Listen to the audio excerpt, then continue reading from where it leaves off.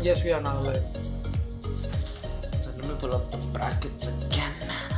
Yep.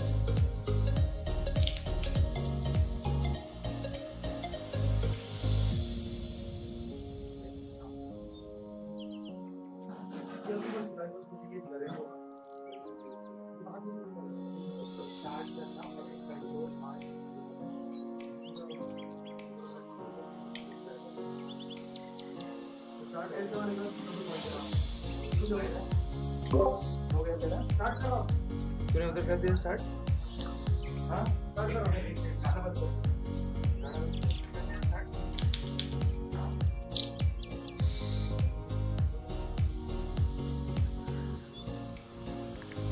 All right. Hello chat. We already have people over here. It's lovely.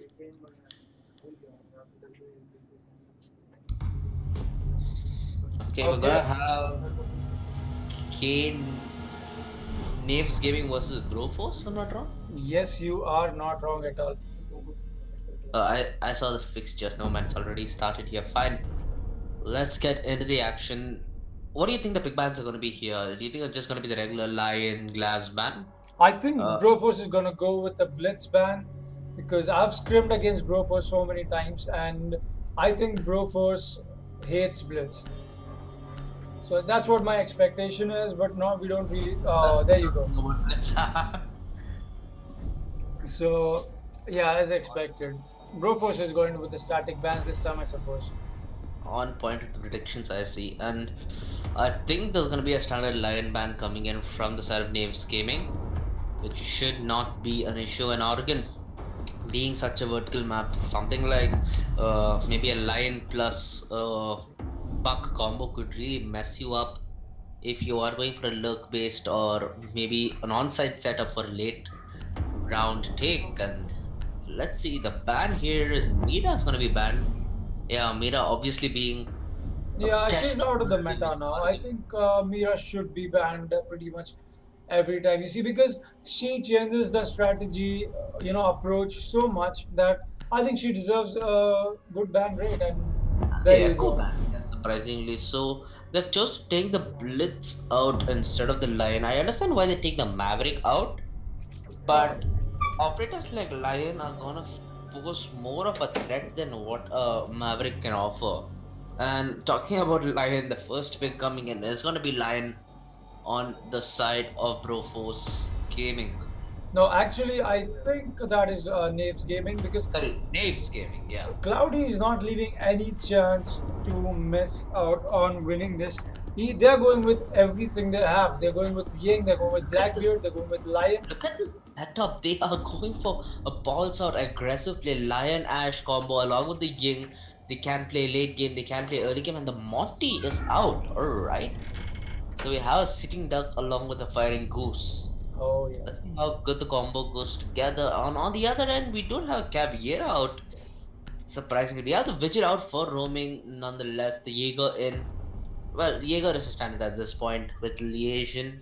And what do you think about the pick rate of Lesion at the moment right now? I think for more or less all the games we've casted, there have at least been the majority of the rounds where Lesion has been in. What do you think? Actually, I think Lesion has been pretty effective in terms of stalling the attack because Lesion mines can be a pain in the butt. So Lesion does a great job stalling their attackers, trying to keep them away. So I guess Legion is going to do pretty great in whatever we are seeing right now. It does seem like they are going to start the droning phase, and they have chosen to keep this in the armory, if I'm not mistaken. Yes, they have gone with the armory lockers. So I don't know what sort of roam play we are going to expect from Vigil over here because we are seeing we are seeing Vigil actually inside after the preparation phase also. So he might not rotate back to CC. And that's gonna cost him some valuable time, and you gotta put time when you're against a fast-paced lineup like Ash, like Lion, like Ying, and they're already gonna be on the offense. They don't wanna throw it anymore. They mean action and the mind to disable anybody who's trying to not spawn peek, window peek more or less. They are gonna be making their way slowly but surely, letting the Monty. Oh no, he actually Oh, missed the back shot. And that's I think they're going for a quick plant onto the archives door. Monty's just gonna look at that. Look at that. Look at this cheeky play. The plant is gonna be in 2 minutes on the clock, and already Ying proven her worth in gold, and it's a 5 versus 5. The plant definitely favors the attackers as they can get positioned outside the bomb site. This defense trying to come up with something, but they have nothing. They have no smokes. They have no utility to get this, and the Monty just acted like a moving shield and a team kill as well. Organic will go down, courtesy of Freezer. The winner be coming in from the Ash is going to down them all as it's a 1 versus 3. One player down, critical health. That's going to be Ying, but it doesn't matter. Ying going to peek in, getting a 3k at Broforce. What a beautiful way to start off the game. I think that's Navs gaming actually. Broforce just lost the round. What an unfortunate circumstance. They were not expecting it to go so early, and that's what happens when you have an armory take. They can't just knock in the front door, break it down, and get the bomb plant in. And when you have a Monty, unless you have somebody like maybe a Mute or somebody with a C4 charge, it becomes really pain. And this is why I'd like a smoke pick in this map, you know. There are lots of narrow corridors, and the bomb site is so small and has such less choke points that they can enter from, that the smoke actually proves to be a great utility both while holding and diffusing, because it denies vision as well. I think Broforce's bans acted against themselves, because if they had an echo this round, they could have denied that diffuser plan. And that could have costed them literally everything. But it's gonna be Broforce on the offense this time. They have taken up the Ash Lion Monty Thermite. It's essentially the same lineup, and I'm interested to see what they have to offer right now. Are we going to see the real question right now is, are we going to see the same push? Is the same lineup we get it? What I'm trying to get to. They're not going to go to CCTV, they're not going to push the armory wall, they don't need to breach it. But we do have a Thermite this time, which we did not in the last round. So they won't be running a Ying. Thermite. So the Ying was one of the most crucial parts of the assault due to her ability of flash nade. That really makes you ineffective. You essentially go in peeking blind and hope for a lucky shot while there are people covering you from the people covering the Ying from the back. So not having the Ying will definitely make the same play hard to replicate. But you know, it's Siege. Anything can happen if you have enough skill to make it happen. And the Monty coming in from the first floor, pick up his drone. I think they're trying to go for the traditional push onto the armory door.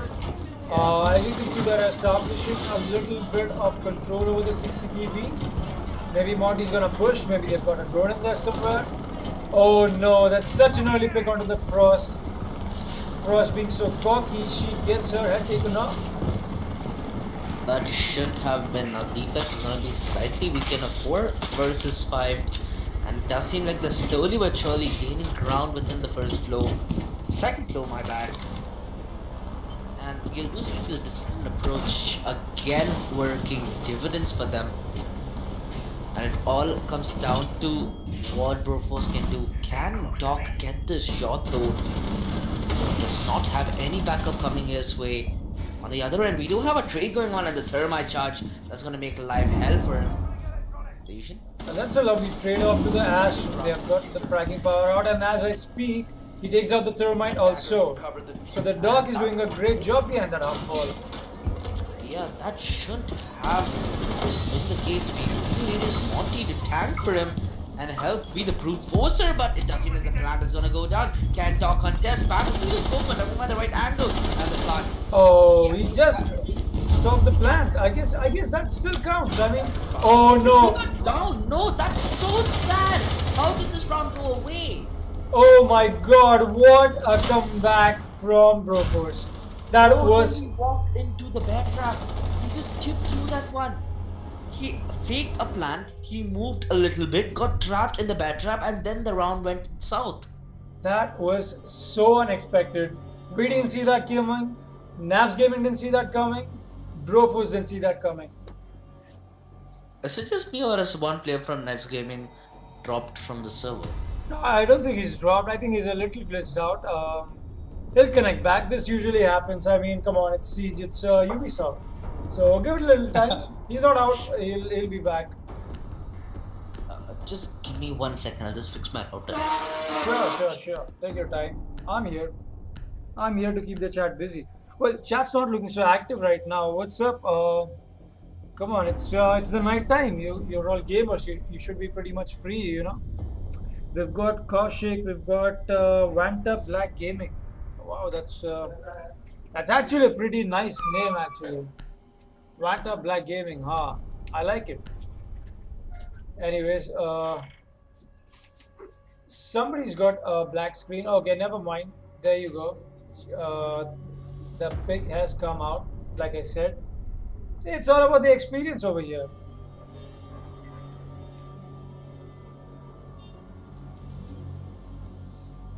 So, since OG is not here and I have nothing to talk about, might as well talk about the sponsors. We'd like to thank Logitech again. We'd like to thank Playmax Interactive and India Joy for making this UGH event happen.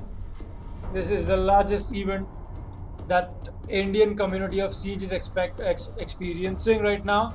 It's the largest event in the whole of subcontinent, which includes countries, not only India, it includes Bangladesh. As you can see, Knaves Gaming is a Bangladesh team, and we've also got teams coming in from Sri Lanka. So once again, thank you India Joy, thank you Playmax, and thank you Logitech for making this happen. It does seem like the equalizer is gonna be in, and it's gonna be Knaves Gaming on the offense, and they do have a decent lineup for, I'd say, an early pickoff yet again. They have a Thatcher, which at this point is a regular pickup. They have the Hibana, so they have the hard breacher countered, they have the hard breacher in, and they have actually taken the sledge. So what do you think? In this map, do you think the sledge has more weightage than maybe somebody like a Buck? Because they essentially said to say, I don't push the busy but Galaxy into the mix. Yes, I think it's just preference, you know, player preference. Somebody might think the Buck's gun is too hard to control, somebody might think the sledge gun is too easy to control. So, Buck or sledge, they still get the job done.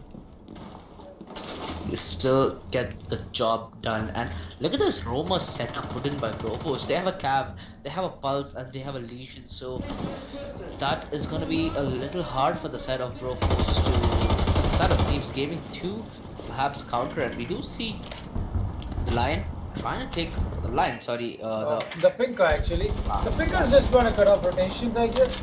You know, just make sure nobody rotates back here and there from the customs to the ventilations. So they're just setting everything up. As you can see, the drone work coming in.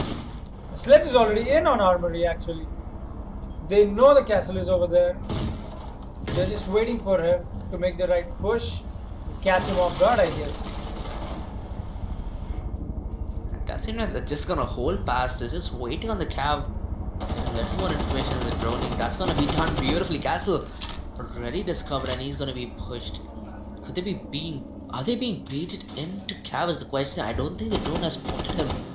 And Castle, this fallback might leave Cav's position in a blind spot, but it doesn't matter. Two frags, the Castle and the Pulse gonna go down, and this interrogation is gonna mean everything. Two players essentially becoming a sacrificial lamb for this. Finally, the refrag is gonna be in on two versus four. Oh no, that was a one tap I just heard, I guess. Oh no, here it goes. Oh no, the Cav is gonna go down as well. That was everything. That was the gamble that Brofos was going for, and it has not paid off. It all falls on the shoulder of Doc, but he's gonna go down as well. Knave Gaming, disciplined approach, gonna pay them off yet again. They have the lead in series 2-1. It's a lovely attack over there. You know, when the double kill came off onto the Pulse and the Castle. Well, they essentially lined up. Both of them were taking fights at two fronts, and they lost their own respective fights. And Caviera was just left out in the open. She switched the weapon at the wrong time. She had the pistol in her hand, and she went on to taking a shotgun out, which was the wise thing to do, but you know, just bad timing, I guess. And they do have the sledge out yet again. The sledge line Hibana combo gonna survive along with Thatcher, so it's essentially a core of 4 that's gonna stick together with the rotating 5, and It's not going to be a rotating fighter. The Sophia still under question, and on the other hand, we do have Castle, Rook, Caviera. So we're not seeing all that much change within these two teams. They have taken the Jackal. In fact, they have got to realize that at least one or two players are going to go on the rotation, trying to cut off and backstab from the back lines. So a nice pickup from the side of Knaves Gaming. But it all comes down to the attack now and how disciplined. Sorry, Broforce Gaming. Yeah, Knaves Gaming. It all comes down to how disciplined the attack is going to be right now. So I think they've got the Jackal pick mainly because of the Caveira, because as you saw the last round, Knaves did not know that there's a Caveira hiding in plain sight over there. They were so concentrated upon the castle and the Pulse that they ignored her. So maybe with the Jackal in play now, they'll be more focused on clearing the roamers out, flushing them more easily. Let's hope, buddy. Let's hope as the drone phase is gonna get over and the attack phase is gonna begin. You see them finishing off a final few cherry touchings on the defense. And what do you think about Cap's shotgun? Is it I think her shotgun is an absolute beast. Absolute beast. It's got good range, it's got good destruction on. See, it's pointless talking about a shotgun on close range, but it's pretty good. It does pretty good damage even on, long range. So if you're anyway in the proximity of that shotgun, I say you better watch out because it's destructive. You see that Hibana trying to drone out before she does go, and of course Broforce were the team Knave Gaming were the team who was playing the Caviera, if I'm not mistaken, in the previous round. No, actually it was Broforce. So they are expecting her to be lurking amidst one of these corners. They are gonna take a lot of time clearing all these angles. But you do have the Ivana, so yeah, there we go. That's what I was proposing. You can just burst it. And Jackal has gotten a trace off as well. And that trace is onto the Legion on site. And that's gonna make a very huge problem to Broforce because they've got the Jackal down, they have the Sledge on top. They could so easily get in. And he's gonna go down the There Legion. you go. That's what happens down Jackal. That's the Jackal down. Can he get the follow? No, he does down another player. The pistol out and almost gets away to safety, but it doesn't matter. The refrags in left, right hander leaves this to a 2 versus 2. Such quick action happening here. And can they find it within the side? They do have the utility players up, the Lion and the Sledge, and they can get the scan in. Oh. But if he was alive, the dog coming in for the refrag and Sledge, it all falls on his shoulders. Can a Giraffe pull off the clutch? He does not have the diffuser to his name, but he needs to land the shot. Finally, there we go, my man, landing the shot, but jumping down on the server is not really a good decision to make, especially when you're up against it and not knowing the opposing position. Gonna go down here. The equalizer in yet again. Broforce, they managed to hold, and just imagine if Lion put in another scan, he would have probably lived and relayed a little more information to his team. I think that was a lovely take on Sledge, knowing that the dock is rotating back from the Harmony stairs to the ventilations. So he just went straight up to the hatch instead of chasing him down the stairs. He knew that's where Doc would come. He just waited for him and got the kill on the Doc, but it didn't matter because Rook was there to take his refrag. 2-2, and could we see the same code to thrive yet again? We do have the Thatcher and Lion and the Ying. So it is 3 players constant, and Legion and Vigil yet again gonna be the roaming, glooming threat along with the bear trap of Frost, and the Thermite is gonna be in. So I think that going away from the conventional pickup of Hibana and taking up Thatcher, which I really find, so the one thing I like about Hibana is, even though both Hibana and Thatcher serve the same purpose, Hibana can take her breaches from a range and also has I find a better primary gun than Thatcher does possess.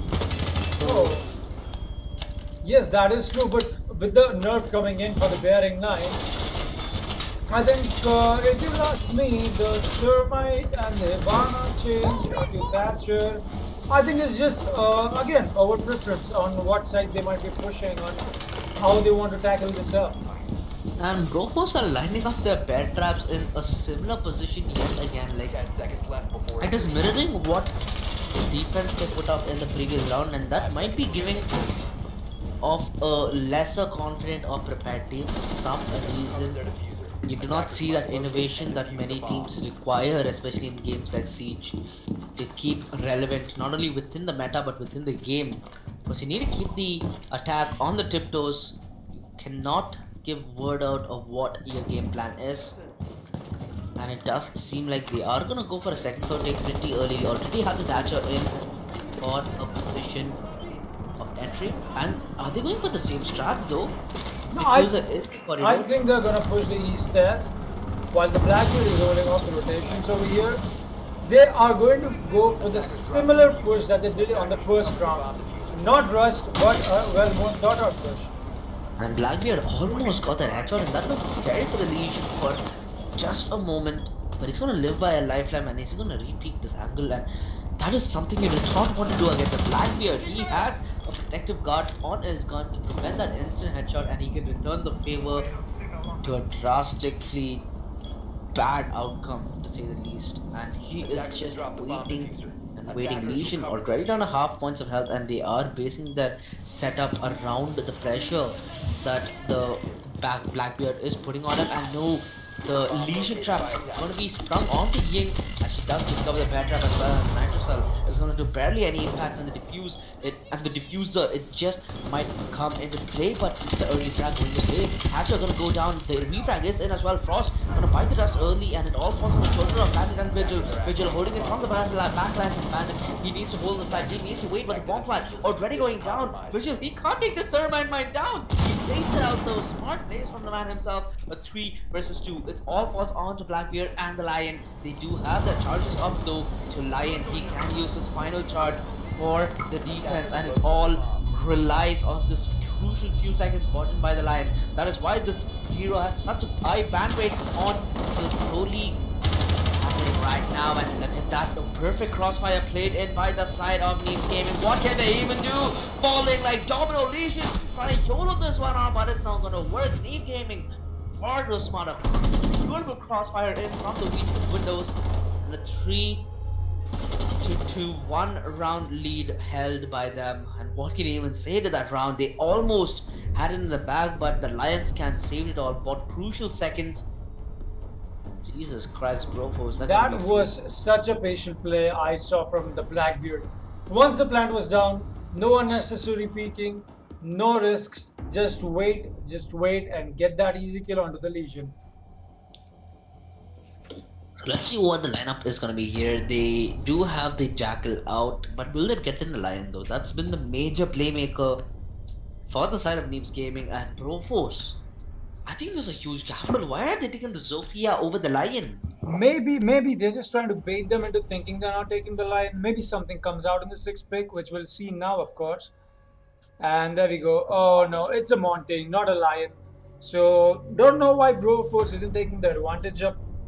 But why would they take the Monty? I understand the use of the Monty. Yes, it gives you that cover you need. Suppose you're going for the same bomb side, yeah, you can plant and Monty will get the cover, but it's a Lion. Do you really want to give it up? Hey, as we're talking about that, actually, Wicked Gamers have a request for Shaiko. So Shaiko, if you are listening to me right now, if Wicked Gamers guesses which team wins, will you give them a prize? Well, it depends on what the price is, you know. Well, Shaiko's gestures were pretty inappropriate to talk about on the stream, so I guess that's a no. Inappropriate, eh? Let's go with sponsors, home responses then. It does seem like the drone phase is about to come to a closing end. 5 seconds left. And what do you think of the defense here right now? It's a little bit more vertical because it is on the first floor. Second floor, my bad. But on this map, what do you think your favorite spot to defend is? I think this is the not only my favorite but also the safest, and you know, it's not a gamble over here. I can be pretty much assured that my team can perform well over here since it's so. It has got so many different defending favored places over here. So as a defender, I would actually go to the armory any day, anytime on border.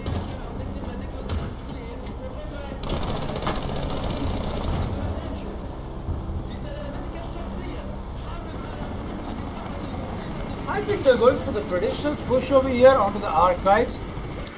This is looking for any potential runouts that might come out from CCTV. But And of course, we Nav's had the gaming. bulk out for the past 3 rounds, so it should be more or less expected and customary at this point just to ensure safety.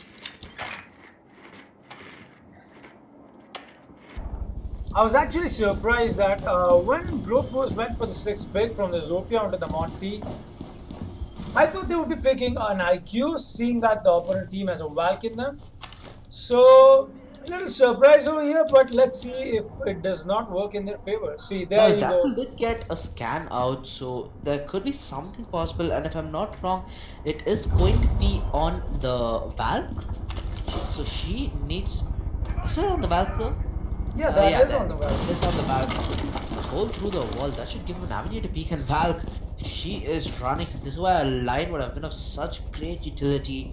Jackal and the line combo is going to be missed, but Valk gonna make her way through safety. The Jackal left waiting to respond.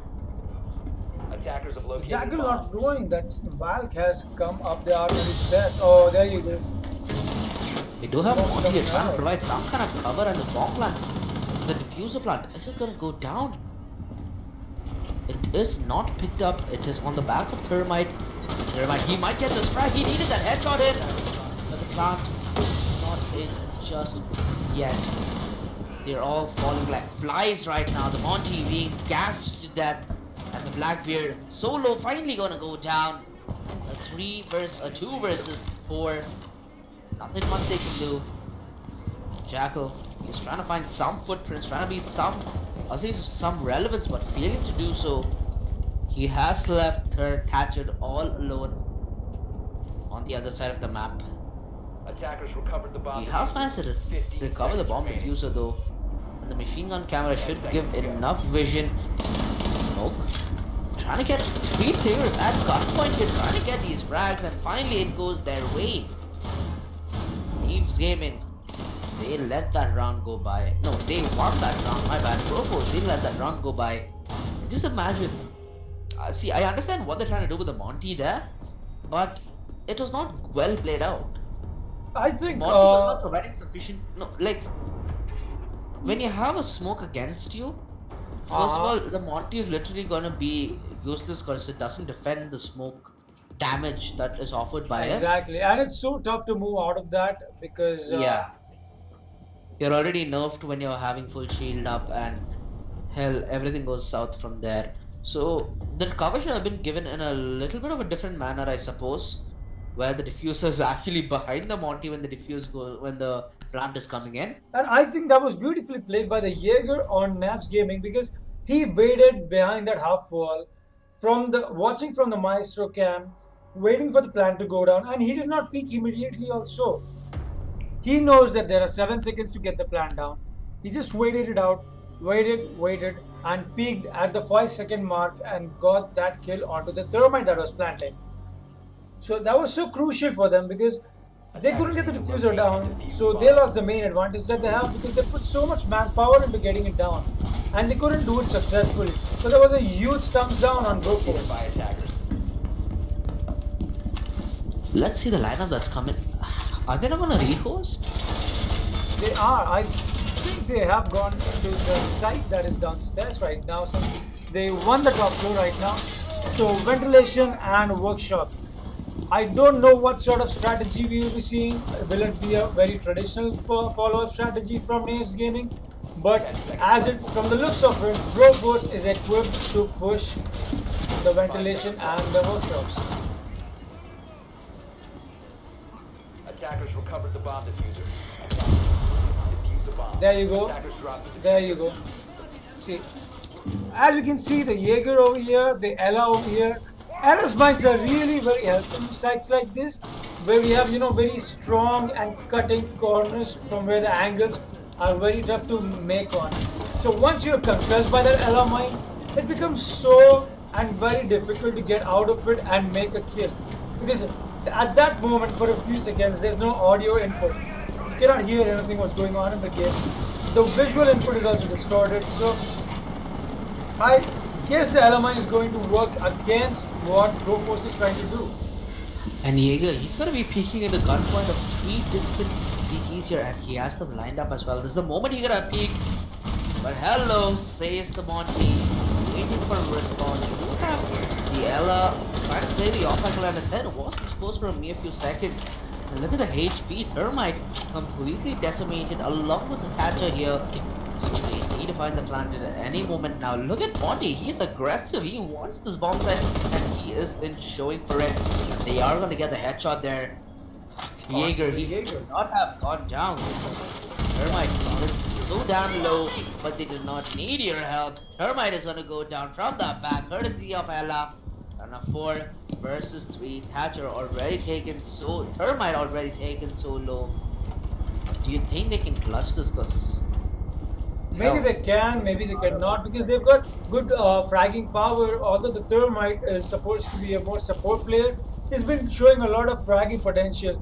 They've got Blackbeard, the man who can dodge headshots.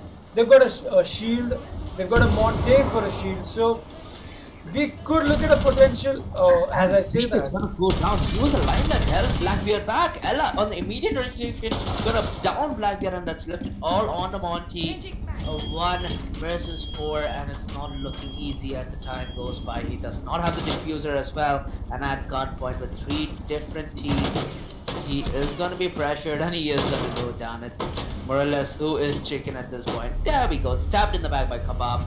Hit into Kebab himself. Broforce goes down, and one more win onto the Knaves Gaming, and we will proceed to match point. Knaves Gaming, they are completely dominating, and I think we're getting a rematch of what happened yesterday, you know. Oh yes. And the first map that they played was also 6-2. So are we looking at the same thing now? Let's find out this round. Let's hope it's not a 18-2 this time at least. Oh yes. that was total decimation. That was total decimation. That's going to make its way into the highlights for sure. So we're gonna have Monty yet again, and it's more or less the same lineup. And I'm still confused on why they would not take a Lion. Yes, actually, I think at this point it's pretty much of an overkill that they are not realizing that the attack that they're trying to do is not working. So might as well use the Lion that they have at their disposal. And hell, the first round what they won was courtesy of Lion's scan. They were able to hold the crossfire with Blackbeard outside the windows, repelling, getting all 3 frags. So Defenders, protect your they bombs. really might have a game plan, or really are failing on one.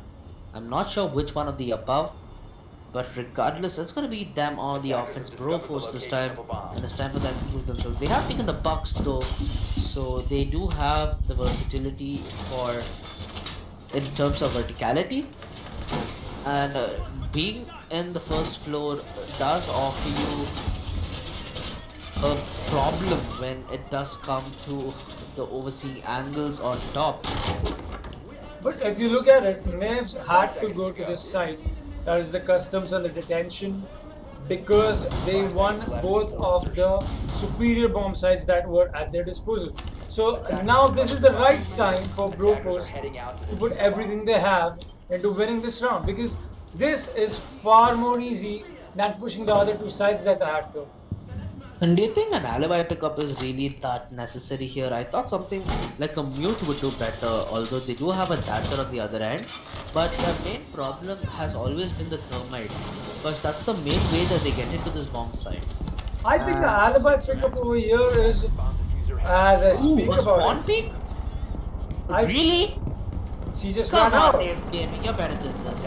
Oh, not like this, come on. Knaves Gaming is going all the while toxic. Oh, That there is you go. so sad to see, and the Monty. That was this actually is a why very Monty- lovely C4 throw actually. I've got to tell that, yes. Lovely C4 throw. That's a little tough to do at that range. Regardless, they're going to be working off a man advantage, and that is the man in question, Thatcher. Their only breacher, the only hard breacher in this round is going to go down early. 5-2, and Broforce, they are up against the walls here. And Knaves Gaming, they are looking to take everything home. The Valve just teased by the Monty, just showing dominance, and she reads it well. She knows there's a backstab, downs him as well. That's gonna be the axe gonna go down, and anybody coming to his aid, that is gonna lead to the Bucks death. The fragging potential slowly being clawed out of. Oh no! Oh no! Oh no! The interrogation in Kebab, literally making kebabs in the game. The Monty gonna fall a triple peak for him, and they have won the map 6-2. Broforce, it's all gone south for them. Well, that was actually a lovely play over there. It was a little toxic, but that was so good. That was so good to watch that interrogation outside on to almost onto the spawn point of the attacker. Such late into the round. It was good. It wasn't exactly necessary. Oh, would you look at that? Look at the fragging power they've got. 8, 10, 7. So, with that being said, we'll be taking 5 off. We'll be taking a 5 minutes break to proceed on to the next map with Broforce and Knaves Gaming. So, stay tuned, guys. We'll be back in 5 minutes exactly to continue this match between these two awesome teams, and let's see how Broforce adapt on the next map against Knaves Gaming. We once again thank Logitech, India Joy, Playmax for making this event happen. UGH is very thankful to all sponsors, that is India Joy, Logitech and Playmax, for making this happen. Thank you for the support, guys. Stay tuned. Stay here. We'll be back in 5. OG, take 5. We'll be back. We'll resume doing it in 5. Yeah, sure. Great map.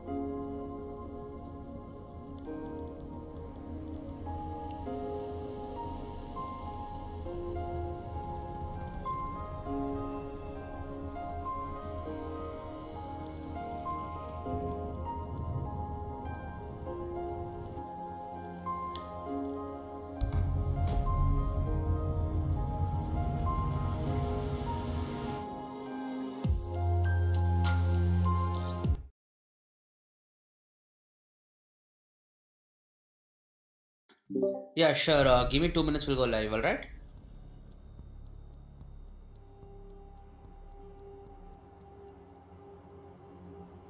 No, it's fine. Let's get into the action. Let me just open up my feed. All right. Finally, we have the sanity back. Lion is going to be banned, and I guess they understood with all that chaos happening in the previous map to finally ban the monster. And let's see what ban comes in from the side of Broforce. It is going to be the Monty, and we did see Monty do a lot of damage the previous. Not actually damage, he had a lot of potential, but I'd say he is not that well used. Let's see what's up with the third ban, the Echo ban. A pretty standard ban right now, Lion Echo, the few of the most banned operators currently within the Siege meta. And could we be seeing a ban of something like Glass perhaps? What do you think? Maybe, but I think since the defense ban, maybe Valkyrie, because Consulate. Oh, they're gonna actually ban the Maestro, alright. It's the Maestro, okay, understandable. I guess they're just trying to make, trying to get all the plant denying operators out of their way. Because as we saw in Border, Knaves Gaming was trying to best their plant style. They were trying all they had, every resources they had, to put in, get the diffuser down, and then wait, then get the lion down. Beat them at the game after defusing the bomb. Right now, let's see. Okay, this is the first time in a really long time I've seen a Fuse in a game, and Fuse is a hero that requires an incredible amount of knowledge and information to be viable, because those charges are going to do a shit ton of damage, but only if you land them in the right position. And if you have your attack based around it, of course you have Jackal who can assist, and a Lion would have been excellent, but of course it's Lion, he's going to be banned.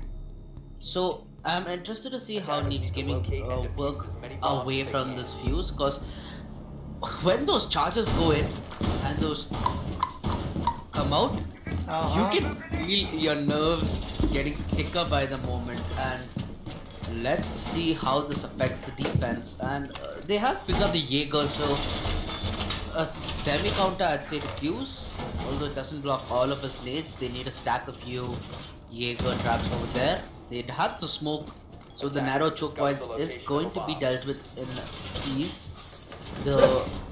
I think with the Fuse and the Twitch in play, maybe the Twitch takes out the ADSs. Maybe she makes it a little easier for the Fuse to make it, get those cluster charges down and wreak havoc. That could be in as well, but it all comes down to who budges first.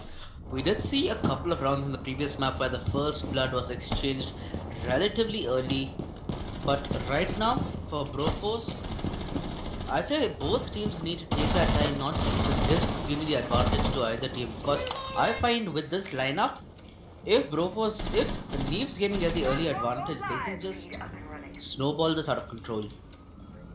Actually, they might. As you can see, Zofia is still looking at that potential spawn peak late into the round. Well, they did get spawn peak 2 times in a row the previous map, so I'm not surprised by this whatsoever. Knaves Gaming, I can't say toxic, but a little bit of a dick move if I say the least. That is true though, that is true. I mean, this isn't rank, you don't come out with spawn peaks over here. This is basically the purest form of skill and display, so might as well not try to spawn peak. And Twitch, she's gonna be trying to peek in the Legion. The instant headshot there, my goodness, he got deleted from the server. Twitch acting as a task manager, and she's gonna get the early advantage. They're really gonna let that go. My bad, I'm dying off. No, I have to be the person with the worst luck, because I don't smoke, I don't drink, but still I have the worst throat in my class, and half of them are drunkards. Oh no, as we were speaking about that, Smoke picks up the 2 easy kills with a shotgun onto the... Oh no, as I speak about it, Smoke gets taken out by the Fuse, and we are back at a 3v4 where Broforce is in the advantage. And make it a 2 versus 3. It is going to be really hard for Knaves Gaming to do anything right now. It's only the Dog and the Jaeger to be in the clutch situation, and both of them are not the utility players. Make that a 1 versus 3. Doctor is gonna bite the dust. Gonna be hoping that Jaeger has something to pull out of this, but he is being surrounded from every corner, and they are going to come in like sharks. Do see the Fuse trying to make it into the bomb site from the windows, but he's not really going to be able to spot out the Jaeger and the Jaeger. He's got the backstab on the Jackal. No, it's the Thermite, my bad. Ugh, slow eyes, I guess. See, there you go. The Jaeger's track is down onto the Jackal, so now it's going to be so tough for Jaeger to retake the side that he just dropped off from. 15 seconds remaining. That seems like he's gonna do the aggression right now. He's gonna peek into the angle, and 9 seconds left on the clock. Broforce, they really need to start sticking the defuse, or this could be messy as the time goes by. Thermite finally sticking the defuse in, and 0 seconds left. The overtime, the extra second spot is gonna yield the defuse, and Jaeger, he's coming on the backstab though. Could catch him out of nowhere, but gonna go down there. Jackal far too smart. Knaves Gaming, they pick up their first round. I think the Fuse did a pretty good job in moving out the anchors on the defensive side. So even if he couldn't be much of utility with his gun he had, or with whatever he could provide for the team to work in more better way, I think his cluster charges were enough to push out and flush them off of the main places in the bomb sites. Like, there was nobody playing in the rotation over there between the two sides, afraid that the connector window might get fused.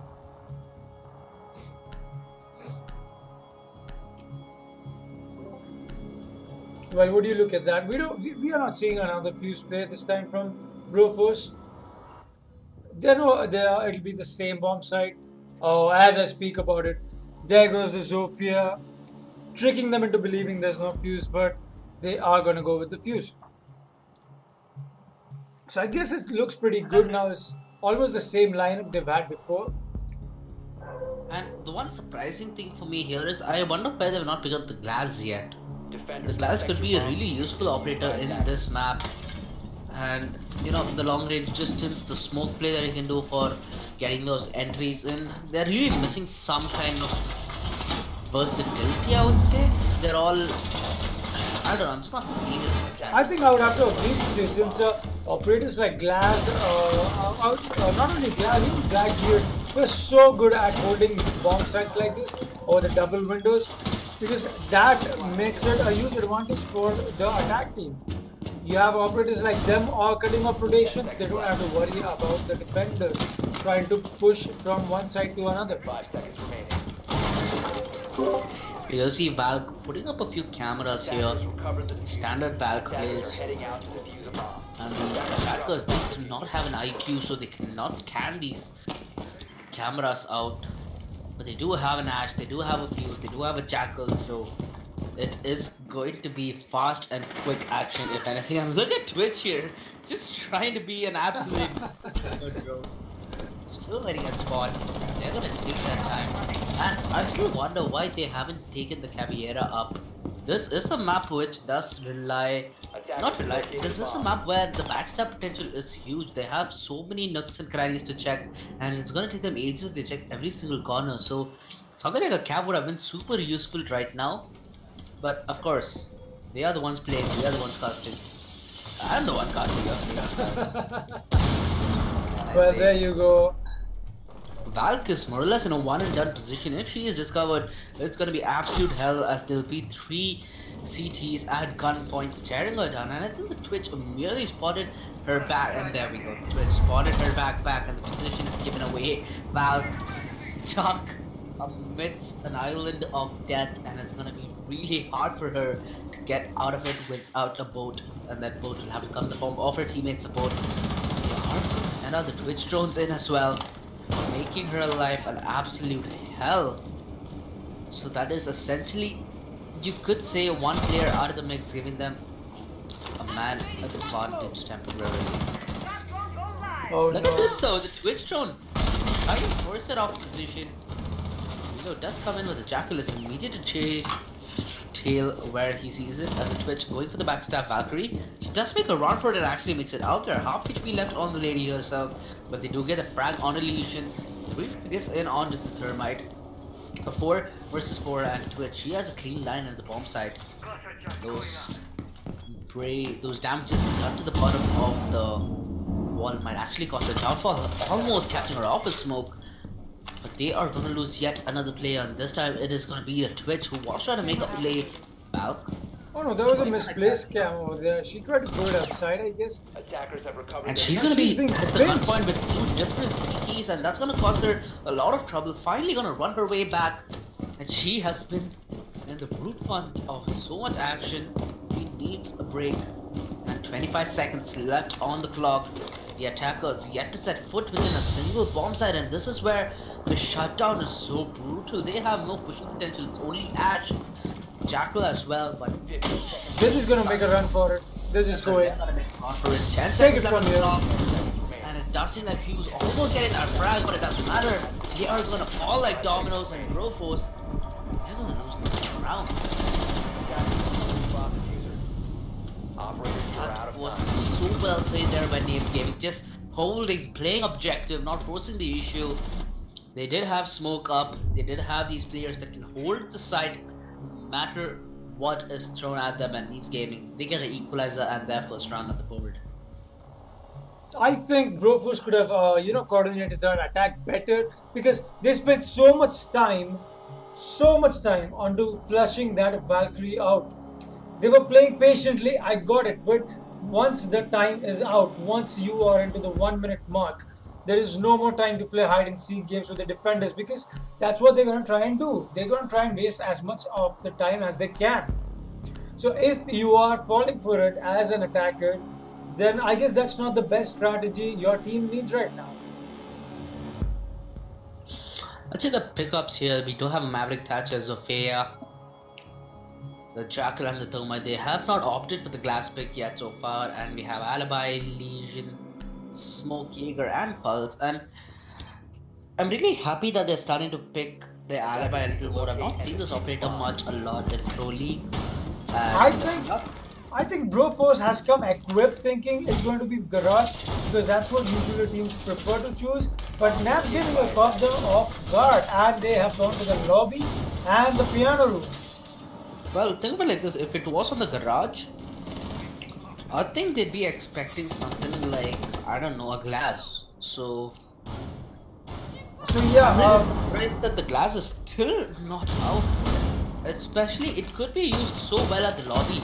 You know, just smoke out in the front, wait for somebody to peek in. Glass with his zoom in can see through smokes, those are aware. He can get these headshots for days or secure a safe bomb plant. see, since we are emphasizing so much on glass, I'd like to bring out this one beautiful player that we've got in the Indian community that plays glass so perfectly. He's from Global Esports, as they call it now, and his name is Firefly. I think when we've got a Global Esports match, we'll see a lot of glass in play from Firefly. Let's hope, buddy, let's hope. As the attack has commenced, and Knaves Gaming this time gonna be on the defense yet again. The smoke gonna be out on Nick again. Played a massive impact in the last dying seconds of the previous round. Bought them cover, bought them the objective as well. And the Jaeger pickup is more or less getting standard, and I think Knaves Gaming have based their entire strat around Alibi for this map, because it's been pickup for the last 3 rounds that they've done. And that I'm not really understanding how it goes along together, but hell, they're the players. They do have a Pulse as well, so they can be looking for a potential backstab if needed. And Alibi, she's gonna peek out, but she's instantly down. The Jackal still at spawn, expecting some kind of aggression, punishing it as fast as he sees it. And there we go, Legion. Oh, he almost gets a frag. No, shits the bed, gonna go down, and that's a 2-man advantage in for the side of Broforce. There was such a nice headshot onto the Legion from the Maverick, I'll have to say that. And Pulse, he might be getting this frag and he might be tempted to peek out as well. He knows that he's going to be rappelling up top. He does have the heartbeat sensor and he knows the exact position. And this is why Pulse is such a valuable operator. If you do not have somebody like IQ on the receiving end of it, it does seem like the push should commence at any moment now. They're still holding strong within the grounds, and I think they're just gonna hit the B bomb side. They need to throw a couple of smokes out if they do have any, and get the bomb as soon as they can, because they have a Jackal, and Jackal, he can take fights a little bit longer ranged compared to the other operators they do possess. But it doesn't seem like they're gonna take initiative anytime soon. You have Jaeger on the backline, almost getting that frag, but again, they're not getting any of this going their way. Finally, they're gonna down the first operator on the side of Broforce, but immediate to the response are they, and Smoke, he is just in a 1-1 position. He is more or less taken care of, 15 seconds left. and he should be going down momentarily. 10 seconds left on the clock, and the diffuser still not set foot within the bomb site, as it is going to be the mute all alone in a 1 versus 4, and the diffuser in as well. So this is just GG for the round. There's not much you can do, to be honest. Yes, it's basically a 1v4 with so much utility. That's all that he has. As you speak about it, a consolation frag, but he has a lot of room to cover and a lot of operators staring down at these choke points. So it's gonna be GG for all intents and purposes. There we go. Lines up against a firing squad, and Broforce, they actually have the lead here, 2-1. that was actually a pretty good take, considering Broforce came prepared for attacking the garage. So they showed so much good adaptation over here, and took the site in control, got the roam clear done, and they even denied the backstab. So I guess that's what we expect teams to do. Broforce saw that it's not what they came prepared for, but they adapted, and that adaptation worked in their favor. That's what we are trying, me and OG are trying to convey from yesterday while all these matches we've casted, that adaptation, that's the best thing about Rainbow Six Siege. You adapt, you win. Although Broforce though, I don't get it why they haven't come out with an IQ yet, since the opponents have been running a Legion, they've been running a Valk, so they've even been running an Alibi, but Alibi doesn't, it's not a direct counter towards IQ, but IQ can still work against them. They even run a Pulse, so I think she should have been a good pick, but maybe not. Maybe Broforce is not comfortable with IQ. They are more comfortable with Bug. So let's see what fragging potential Bug brings to this round, where they have selected the garage for their third site now. And the garage again, the position where the Glass is the most overpowered operator that I can. There we go again. Glass is actually so prominent on this map. We are actually missing him, that he isn't being used properly. I can't help but feel sad for that, because there are so many ways that you can use the Glass in this that's just not being utilized. Like, I'd make a case. I'm not sure which of these I would remove. The Thatcher is important, yeah. I'd say I might take a Twitch over it for all intents and purposes. But what do you think? Which operator would you replace from this lineup and why? If you don't know the lineup of Knaves Gaming. Considering I don't know the lineup of Knaves Gaming, but see, since it's on the ESL rules and they are 6 picking Valkyrie, we can still see. Oh, that's gonna be massive right now, Bandit. He's gonna lay down the charge. That's gonna destroy whatever they had going for them. Thatcher, oh again, what a cheeky little bugger, the second time in a row, and again and again and again, this Bandit. That is the most meme moment I've ever seen.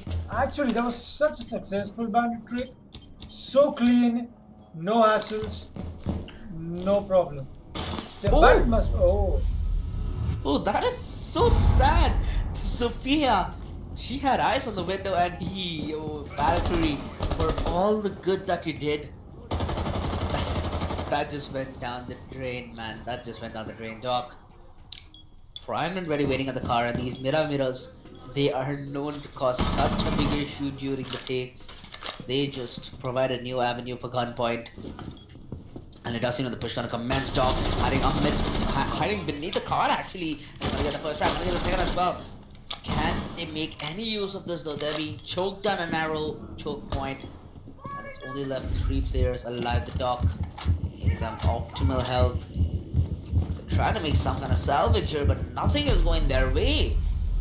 Talking about... Excuse me for a second. We are taking down the push from Thermite with her vector. That high power fire rate is working in her favor. And Cloudy is having to fall back since they know he's behind the black card. They know where he's playing. There you go. As I was talking about the vector and its potential, that fire rate is so devastating at that close range.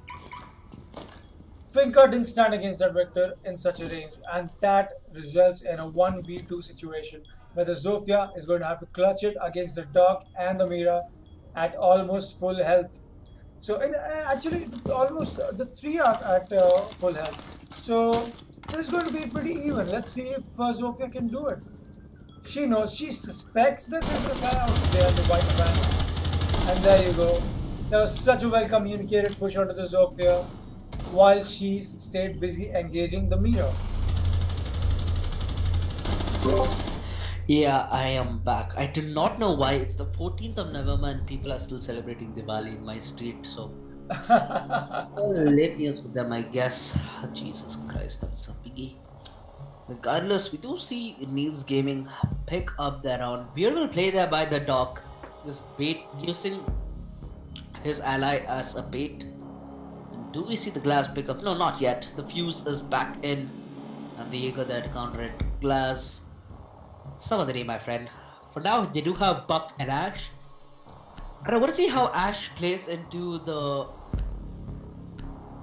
I want to see how Ash plays more into what strat that Broforce had to bring. Because the last time they did pick Ash, she went down early. So I want to see what they have in the push that they've inculcated Ash in. Because Ash, although she's like, you know, she's like the P90 of this game where you just like, you know, rush it and... Yes, Ash gives that fragging power a lot. Yeah. She changes the fragging potential on a whole different scale.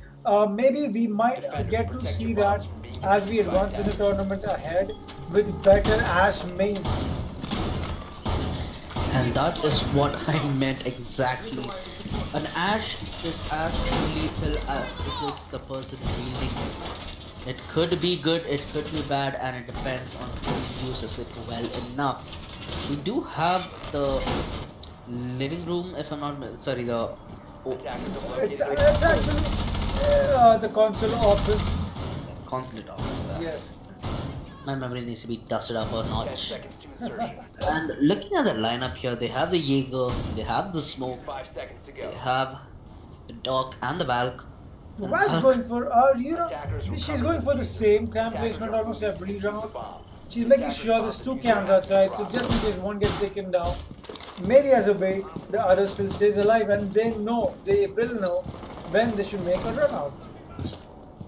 And I think to with the the point, yes, go ahead, OG. and it's come to a point where this is almost standard camera positioning, so I should be pretty convinced that Broforce are gonna de-ward this.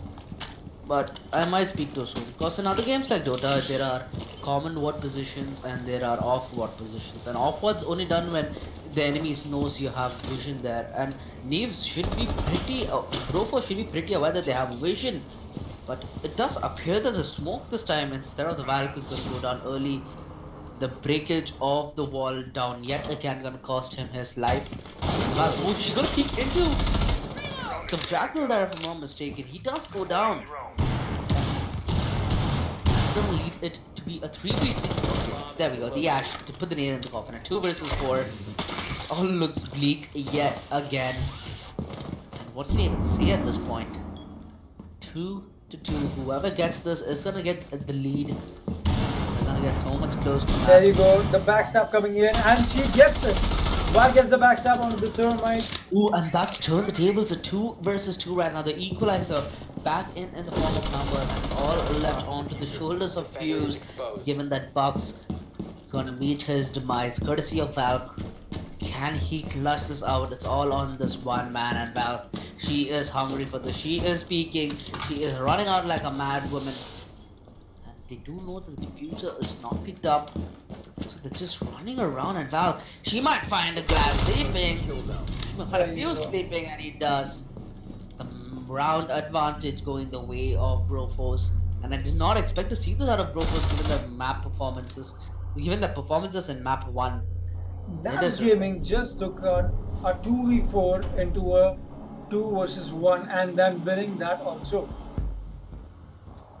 They were at such a huge deficit considering the manpower they had, but I guess the Val cams came into the play in the last moment for the 2 attackers. The 2 defenders, especially the Valkyrie, to get those kills, secure those kills on the intel they had from the dead teammates, and clutching the round in that 2 versus 4 situation.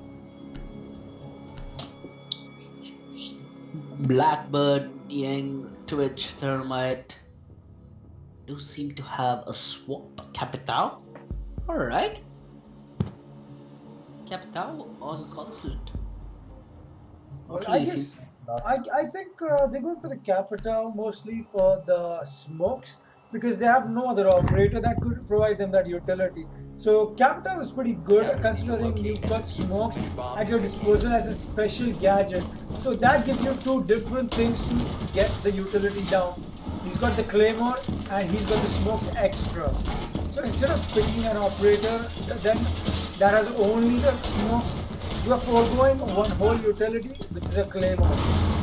So I guess Capital is an intelligent pick over here. Not sure if it's the right pick. Attackers have located a bomb.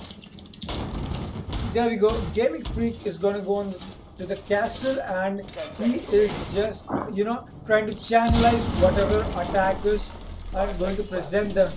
Once again, chat, whoever's watching this, whoever has experience in this game, and whoever thinks Castle is a very bad operator, he deserves a buff, he deserves a rework, I think I would totally disagree with you, because Castle isn't meant to stop the attackers. He's meant to channelize them according to your strategy. So if you're using Castle, if you're a Castle main, maybe I don't need to tell this to you, but if you want to know how to use Castle the best, I think you might as well, channelize attackers rather than trying to stop them.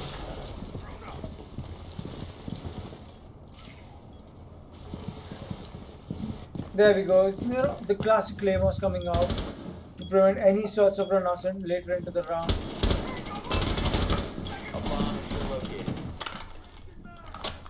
It's actually a pretty good setup looking from Broforce with the castle that they've got over here, since that's stopping them from getting any main line of sights onto the main lobby. So anyone who's rappelling this double window cannot look in the main lobby from that. Okay, as I speak about it, it takes the Jaeger's head off and the quick refract from Freeze onto the Thermite. So that's the Heart Breacher gone, but that is not a utility, very important on this side. Attackers have recovered their diffuser. And does he know they're going to drone out the positions from within the bomb side? Ying just waiting for the call to jump in from the roof. He doesn't need Twitch, using a Twitch down here. The smoke is going to be very important if Cap Tower is going to get the bomb plant down, but oh my god! Find the fragment that allows Storm becoming more than just a field medic, as they do find the frag onto the Maestro as well.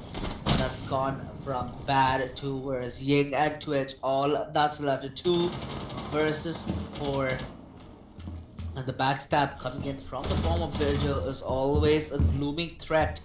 Castle is gonna play from the side though, so it's not gonna be all done. We have seen a 2 versus 4 before from the side of Knaves Gaming, but magic needs to happen twice if it is to be a reality.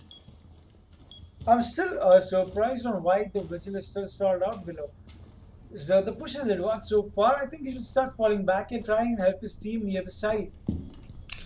And I think if the way the Vigil is playing is the way he wants, he should have picked up something like a Caviera, but never mind that. Twitch gonna find first headshot, and she knows that one more plays towards side, but the DPI might be far too high as Gamer Freak's gonna get both the frags in from the back of the side, and he is all that's needed for the side of Pro Force. They fight the third round and the equalizer as well, and they are 2 rounds away from hitting map point. That was such beautifully played by Gaming Freak, you know, with that peek hole that he's made, making sure that if anybody comes in that window, it's mine. I'm not giving that kill to anyone else.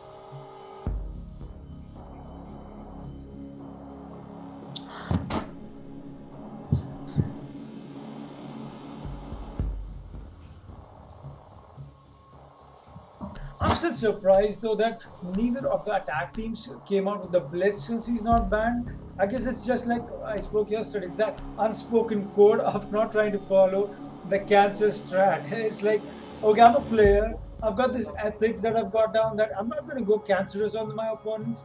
I'm just going to try to win with everything I have at my disposal, but not blitz. So, is that what they're thinking? I don't know, but is that what I'm thinking? I guess yes.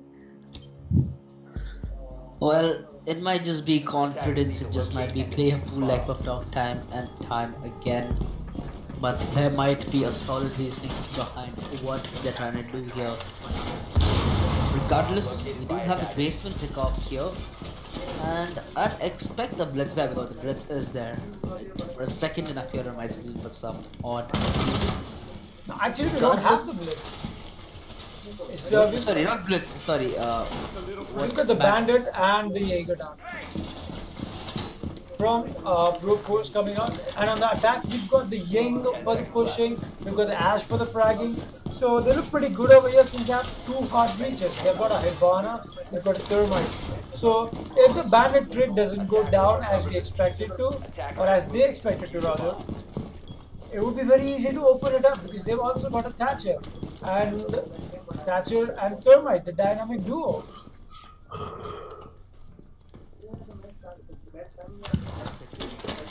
There you go, you know, just Legion is just farming his mines, stopping a potential rush from behind the side, that is the Visa and the Spiral Stairs.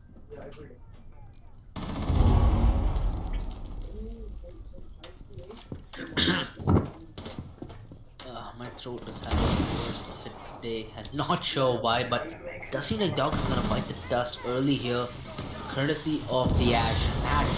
Clear known for fast action, and is she gonna get more? Yeah, she is, definitely she is. Getting both the Doc and the Jaeger in a 3 versus 5. All these early game advantages, every single round they have gone away, and the Thermite and Thatcher just toying with the Rook, making him feel like an insignificant fly as they round him about to feed into Ash's reign of terror yet again. Ash is on a kill streak of 3. She needs only 2 more kills. Oh, she gets a 4th as well. What is happening? 1 more kill for the ace. Can Ash get the kill? Can she do it? That's a 4K. Positioning as well, but Thatcher, is he gonna be a party pooper? Yes, he is. Gonna steal the ace away from Ash. But a round so beautifully played by Ash. Can we get a rip ace in the chat, please? RIP ace. That was so beautifully played by Ash. I wanted to see Ash get that kill. I wanted to see her ace that round. And that is gonna put Knaves Gaming 1 round away from map point, ladies and gentlemen. We are approaching the closing segments of this very game. And what do you think so far? Do you think that Broforce have it within them to make a comeback? I think they still can because they're going head to head on this. Excuse me. They've gone 1-1, they've gone 2-2, they've gone 3-3, and now it's a 4-3. So we could look at a possibly 4-4 also over here. Let's find out.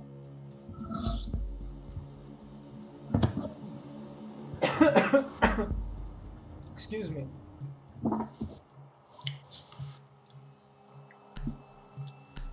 So, as we're speaking about it, they have again brought yet the same pushing strategy that they're bringing into. Attackers need to locate and defuse So- as many bombs as they can. As we've got time again, and the preparation phase is going on, I would like to thank our sponsors again for making this happen.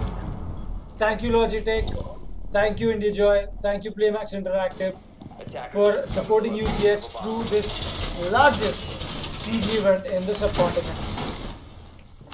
This was so much necessary for the community and its growth that we cannot just thank you enough. Logitech, IndiaJoy and Playmax Interactive, 10 seconds. everyone from the Siege community, thanks you a lot. Can I get a hashtag Logitech? Can I get a hashtag IndiaJoy in the chat? Can I get a hashtag Playmax in the chat, please? Come on, guys. They've done this for us, so might as well thank them. Heading out to defuse a bomb. So as we go, that ends the preparation phase and into the action phase. They have yet again gone to the lobby and the press room, or as some would like to call it, the piano room. And the attack is this time will be the Knaves Gaming. And I guess they came prepared again for a barrage push because they've got 2 hard breachers, 1 Ying and 1 fragger and 1 support. So on the looks of it, it looks like they came prepared for the garage, but they did not anticipate Broforce taking the piano room and the lobby. Oh, there you I go. did not think the Vigil expected Ying to be in this position as early as she has, but he's gonna give away the first blood of the round, and that's gonna be a crucial frag as well. That's gonna open up an avenue from a top to bomb site, which is gonna cause absolute hell for the side of Broforce and put Knaves Gaming on map and match point. That was such beautifully done. That was so well pinched that when Vigil moved out of there, there was someone else on that window to try and stop him, to try and kill him, and they did. That conversion is what Siege is all about. That teamwork, that communication.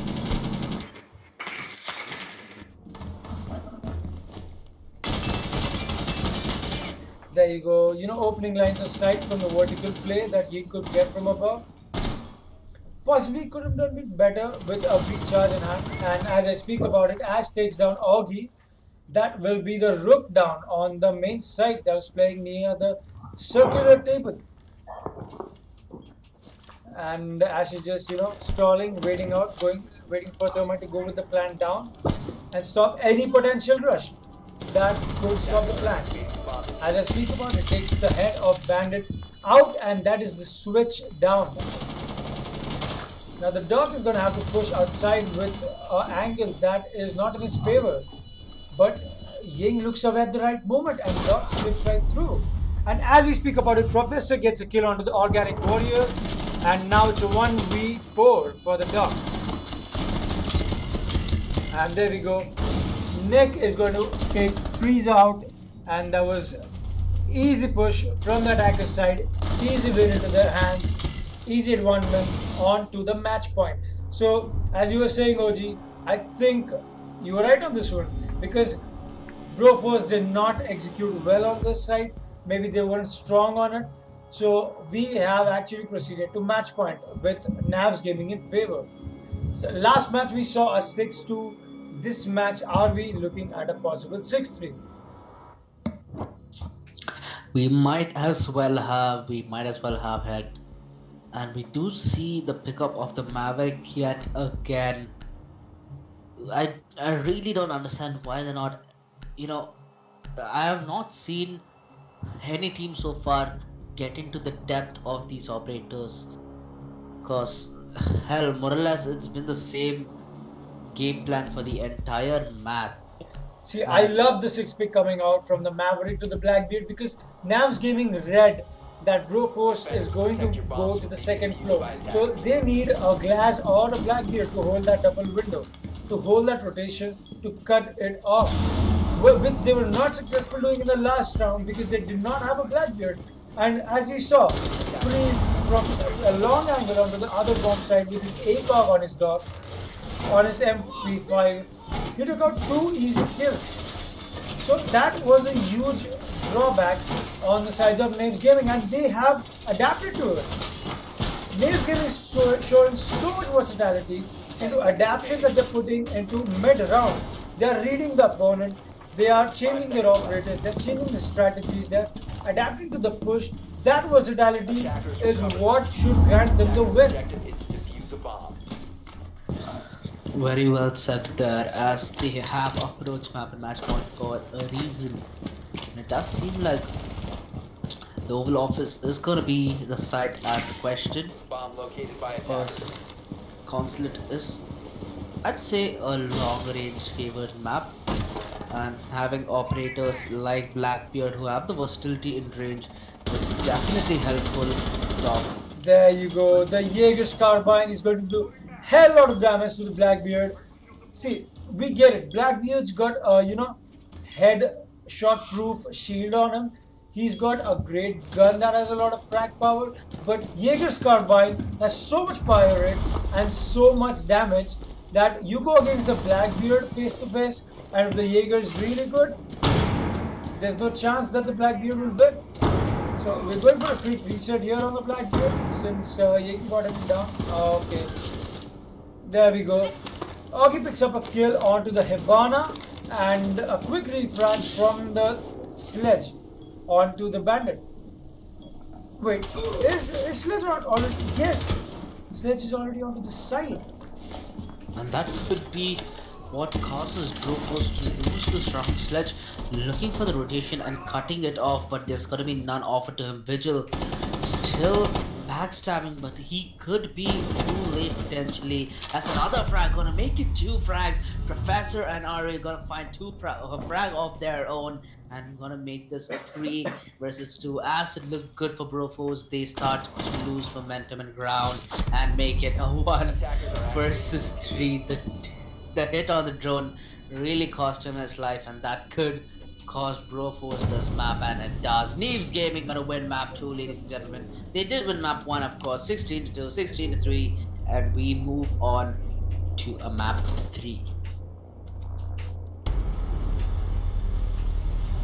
That was lovely played by there, and there you go. The sledge elite animation coming in from Ajira. That looks so majestic, looks so badass.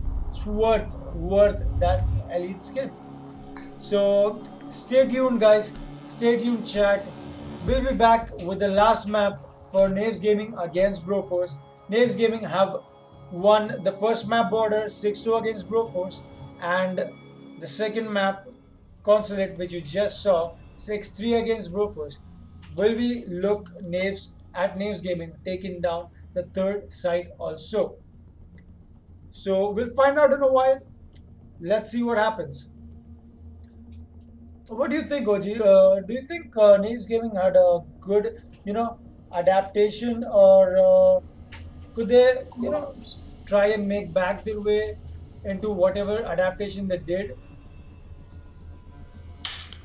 Well, I think that Knaves Gaming definitely showed versatility in terms of play style, and that really helped them to get both these maps under their belt. But I feel like they need to work on their versatility of operators as well. Yes, That I is have that's my to agree with you on that because we didn't see a glass come out on such a glass heavy map. So, anyways, OG, take 5. I'll take 5. We'll be back in a short while and resume the stream onto the third map, that will be Oregon. cool. Bye. Bye bye. Stay tuned, chat. Stay right here. We're gonna play some good soothing music for you. Enjoy and don't miss on the action.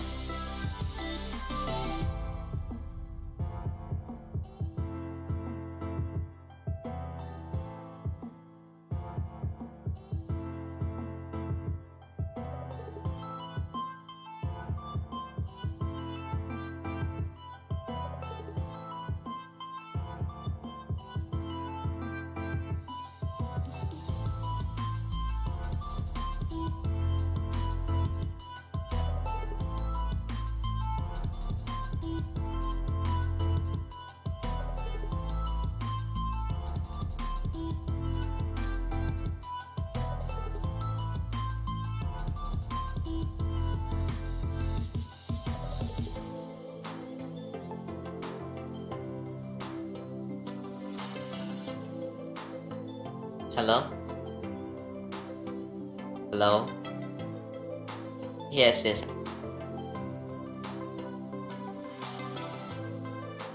Ha ha, yes, yes, yes. Uh, I don't. The Anita kept. He has exam today, so tomorrow.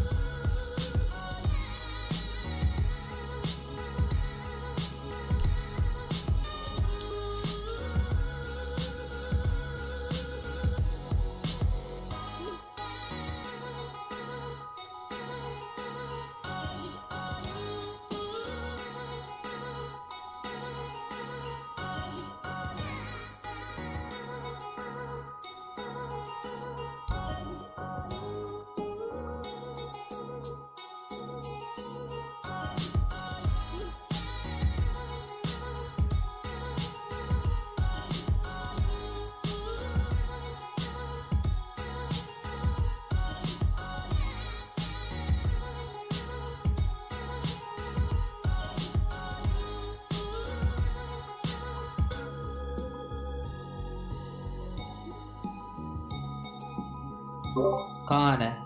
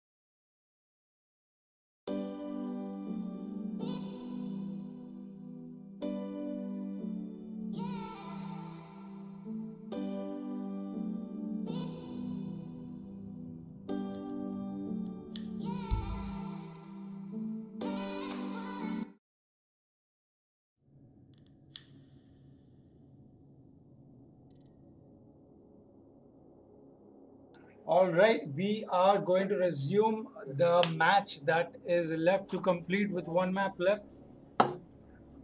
Do I have you with me, OG? Can you hear me? Yeah, loud and clear. That's lovely.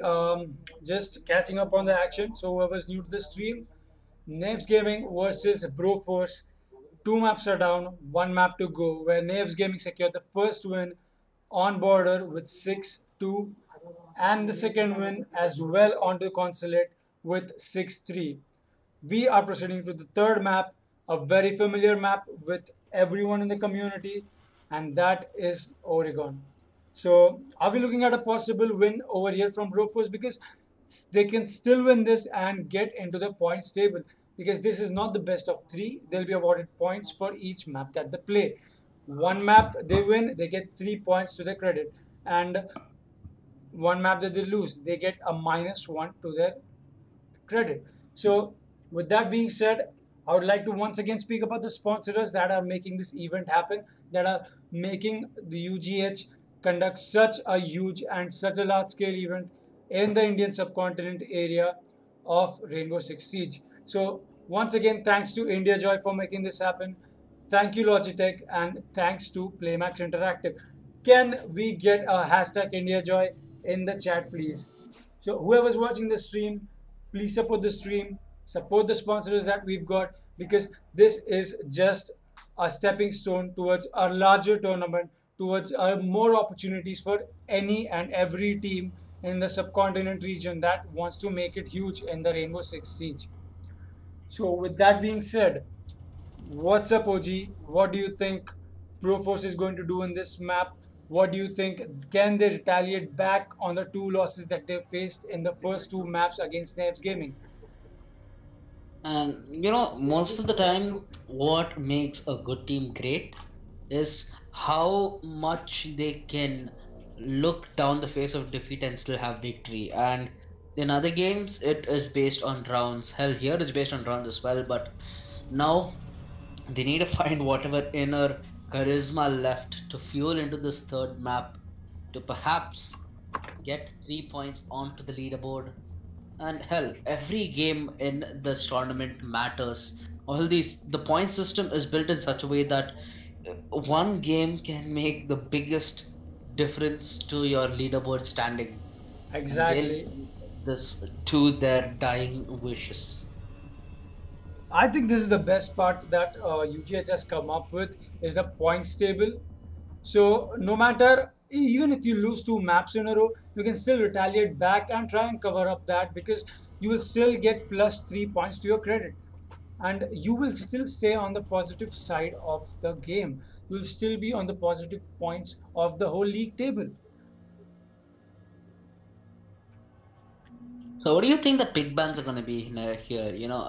They've not really picked glass the previous map and a glass heavy map. I think, see, we didn't see a glass play in a glass heavy map itself, so I don't think Oregon is going to be much of glass play that we are going to observe from here. But glass has been dominating on Oregon also. We've seen Glass play yesterday in the match against Corrupt Gaming and Backtrip. So we might see, we might not, but my bet's on the not, because we didn't see it yet. I don't think we'll see it further. Plus, Oregon, I think Knaves Gaming is going to go for a more strategic ban rather than a targeted ban, as Broforce is going for the targeted bans. Like they adapted, they saw that the first match in Border, Knaves Gaming is totally dominating with the Mountain that they have.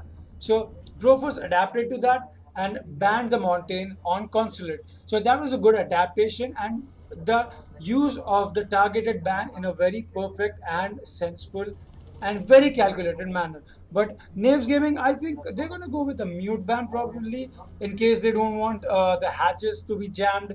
They don't want to run a Thatcher maybe. So they've been pretty good with the Thatcher though. We've seen the Thatcher Well, play in Oregon also. Seen the Thatcher play out, I guess, for one round in the Consulate also. So if they don't hesitate on running a Thatcher, I think they might as well not ban the mute. But mute turns out to be, a game changer over here with all the jamming potential that he's got. You cannot open the hatch up. You cannot push in there on the main stairs because there's someone watching over there providing intel. And because of that, that's a huge setback for the attacking team. So I think mute is a pretty devastating change that will bring into the level of this map and this match also. well, what I think they should do is they should ban out the mute and the bandit. That way, that you do not have to ever even think of a Thatcher, and it'll stop the holding potential that both of these operators bring in for the defense. Because mute obviously can jam Hibana's breach charges, they can ban Thatchers, he can ban Thermite's breach, he can be basically invisible barrier for any kind of breaches, and the bandit obviously pissing off any device that lays ground on the floor. There you So go. I'd say if you eliminate these two, it would be decent, but let's see what the pick is. Okay, the Monty ban. So the Alright. first ban comes out from Broforce, and as I said, it was targeted, and that takes out Navs Gaming from playing. And there you go. That was such a good ban use onto the Lion. That is going to allow free roam. That is going to allow retake from the defender's position. And let's see what ban comes in from the defense. Again, I think it's gonna be the Echo here. Another hero that is a real pain, especially once you move into the late game take of the objective. He can deny you the bomb plant, and he can deny you any position that you try to gain within the site using his drone. Last ban coming in from Broforce. I think it's got to be a Mira, since it would become too one-sided if they don't ban. Oh no, we still have the Mira in play. That means we are going to go back to the year one strategies with the Mira on this Mira heavy map. They are going to watch from the Mira mirror, from the black mirror, in the laundry, from the supply room, from kids and whatnot. Mira is such a powerful operator on this map, and they will go with it. They are running a Mira. Augie is running a Mira.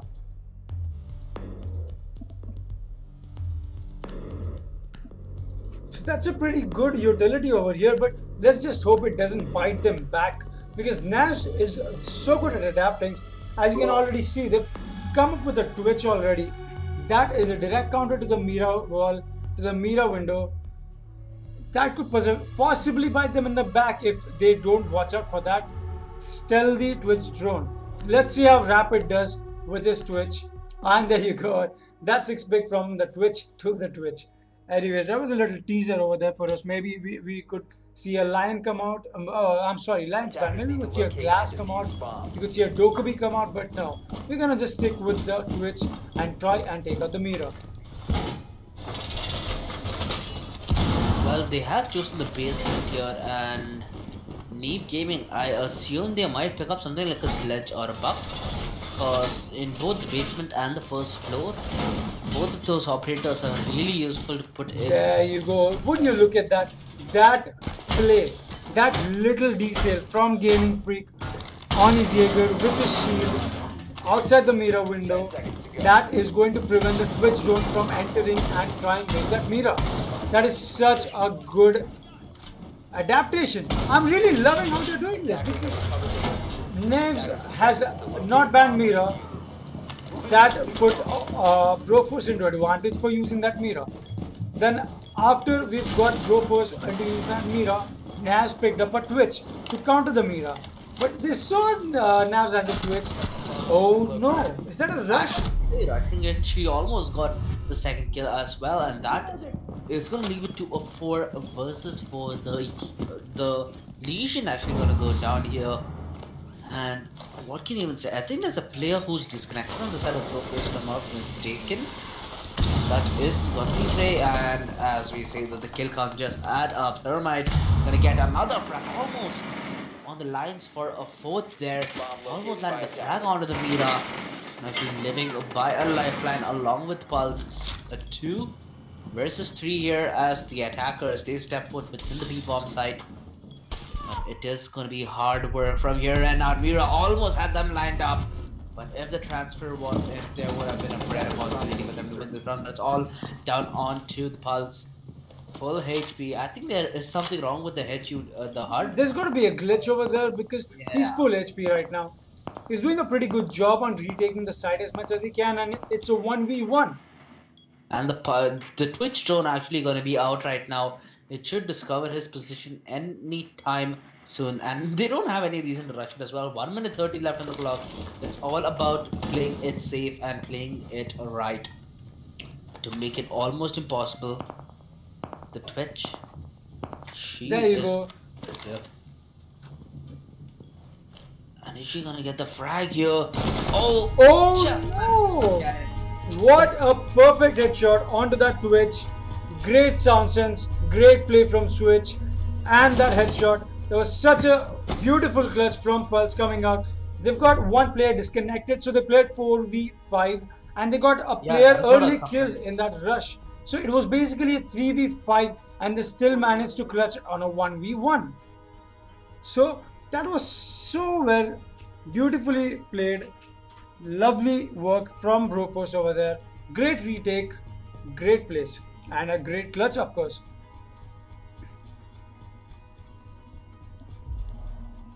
And there we go. We are looking at a rehost over here because one player from Broforce has disconnected and he's facing issues with joining back. So as we are rehosting, what do you think, OG? What do you think? Broforce showed so much good potential into the first round itself onto Oregon. I think they're familiar with this map. I think they might win it. Well, it is still early days right now. They just did win 2 rounds. But the second round on the way, they won it a 3 versus 5. You can't do those.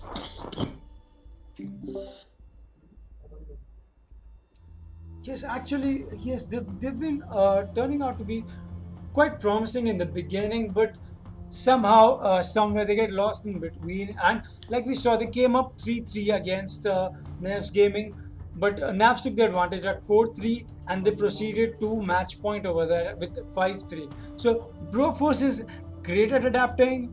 They're showing great potential in the beginning of the match, but I think somewhere in between they're getting lost in trying to, retaliate once it comes neck to neck. But in terms of clutching the round, in terms of any potential that we are trying to do, so we are looking at whatever Broforce is trying to, throw into the mix. With the Pulse, they got into the play with the Mira, with the Jaeger and the shield over there. So I think that's all that matters over here. Yeah, well and truly said. What do you think? Who do you think has the third map on contention for? But for me, I think Broforce has no way they can win this third map. But what do you think? I think I actually believe in them pretty much for this map because Oregon has been such a fan favorite map. I think maybe Broforce might make it above the 3-win map. Like the first map that they played, they had a 2-round win. Second that they played, they had a 3-round win. I think Broforce could push it this time to the fourth, and if they put in everything they've got, maybe even match point. So bringing Knaves against match point in your favor, I think that's a huge, huge mark of success for Broforce, because they haven't been able to convert on that. They haven't been able to execute properly on that. So if Broforce does come up to the match point over here, I think that's an achievement in itself. Disbanding whatever happens after that. So are we looking at a possible Knaves Gaming Bro versus Broforce and a Broforce victory in the last map, that is the Oregon? So chat, what do you think? What do you think that is going to happen? Where's the support coming from here? You think Knaves Gaming will take this map in their favor also, or do you think Broforce is going to retaliate and get at least one map into their points table for the UGH league? What do you think, chat? Let me know.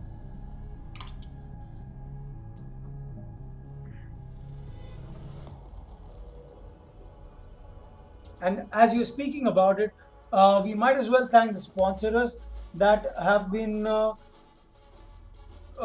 coming up with us for the event here. We've got we've got various Logitech and also Playmax Interactive trying to come in and support us. We've got India Joy coming and supporting us, and like the chat says, we have got so many Logitech users. Noob Fun uses a G4200, and he's also thanking Logitech in the chat. So thank you over there, Noob Fun. Thank you for using the Logitech peripherals. And just as we get the information in from Kaushik that Knaves Gaming uses almost all of their peripherals from Logitech. So that is a very huge coming up from there. So maybe are we looking at a possible Logitech clan coming up from the Siege community over here, since Logitech has been so good with what they offer and the products that they give. So maybe the teams that come over here get incentives from Logitech. Maybe we are looking at a possible Logitech clan coming in. Apart from that, we've got great going from both the teams. We have great rapport. They've been, they've been having pretty much fun all over the map. You could see the all chat going on. Augie is being really fun. He's trying to enjoy as he can. Even if they are lacking on, they're losing. They've lost 2 maps in a row, but that hasn't put down the sportsmanship of that player. They've been so fun trying to, keep the rapport going on between Knaves Gaming, and Knaves Gaming has been replying back in the same way. So I'm really loving the cohesion between the players over here. Knaves Gaming is winning, and they are not winning with toxicity. I'm gonna, exclude that one last round from Border where there was total toxic from Knaves Gaming. That one run out from Kavera onto the interrogation behind the water truck, onto the Thatcher. That was so badass. I wouldn't say important because they were already at a 2 versus 4 deficit. So that was very badass and very brave to do at that point. That is the trust you can expect from the teammates that you have. So everyone who's watching the stream, I would like to tell you again that this is just the online qualifiers. There is so much that UGH, that India Joy, that Playmax and Logitech has to promise to you. With that being said, UGH is arranging a final LAN event for all the teams that get qualified on the online qualifiers. So if you are a player, if you are a supporter of Rainbow Six Siege community, if you are somehow related with this beautiful tactical FPS game, come visit us at the LAN and watch the top teams that get qualified for the online qualifiers of UGH fight off against each other face to face at the India Joy event happening on December 3rd, 4th, 5th of this year. So that I think will be a pretty good end to 2018 that we are looking forward to. Come in guys, we are expecting great support and we want it. We want all of it. We want everything that you can offer right now. So don't miss out on the action, chat. If you live around Hyderabad, hell, if you even live in any corner of India, book your tickets right now.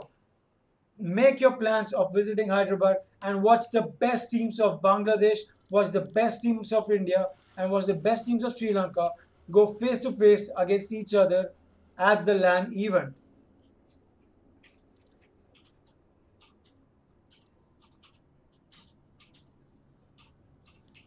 With that being said, let me just grab in some insights from my operator, not Shryko, and know what's up with the rehost of this map since it's already been, what do you say, 5 to 6 minutes already. So let's get this started as quick as we can. Let's see what Broforce does against Knaves Gaming against this map.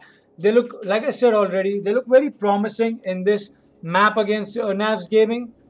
Knaves Gaming had such a good advantage that I think they put down because of the potential rush from the construction, from the red and from the blue tunnels over there.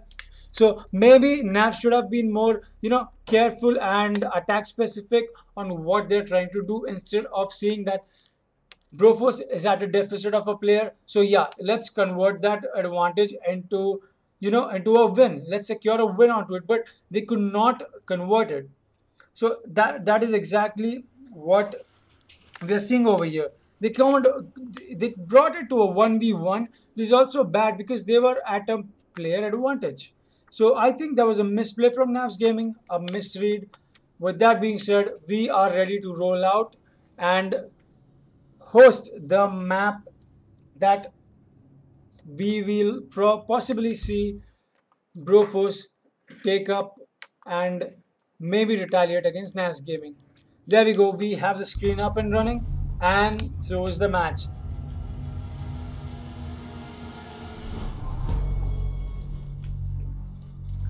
As you can see already, the cohesion I was talking about in the all chat over there, they're just having fun, and that's the whole point of this game. You win or you lose, having fun is all that matters in the end. If you don't have fun, it's pointless play.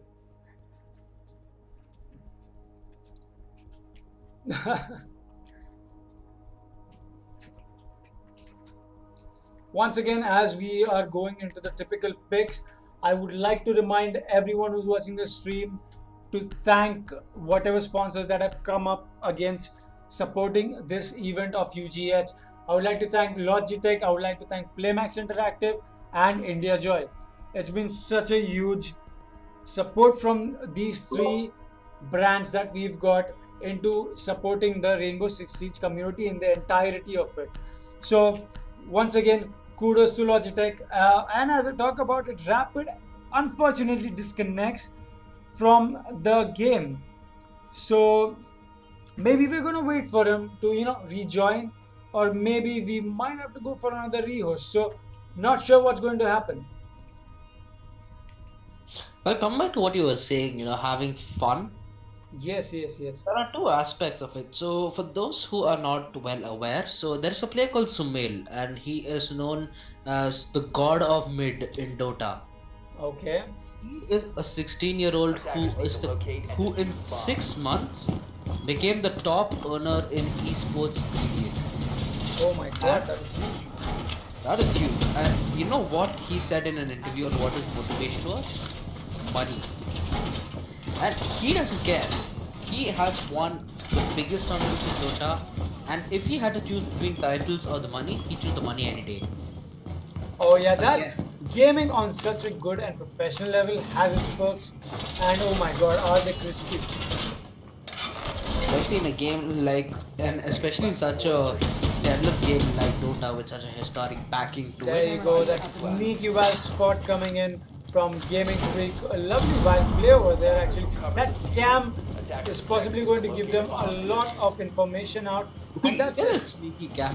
I was gonna say for a second that's ingenious, but compared to the game at hand, that's Rainbow Six.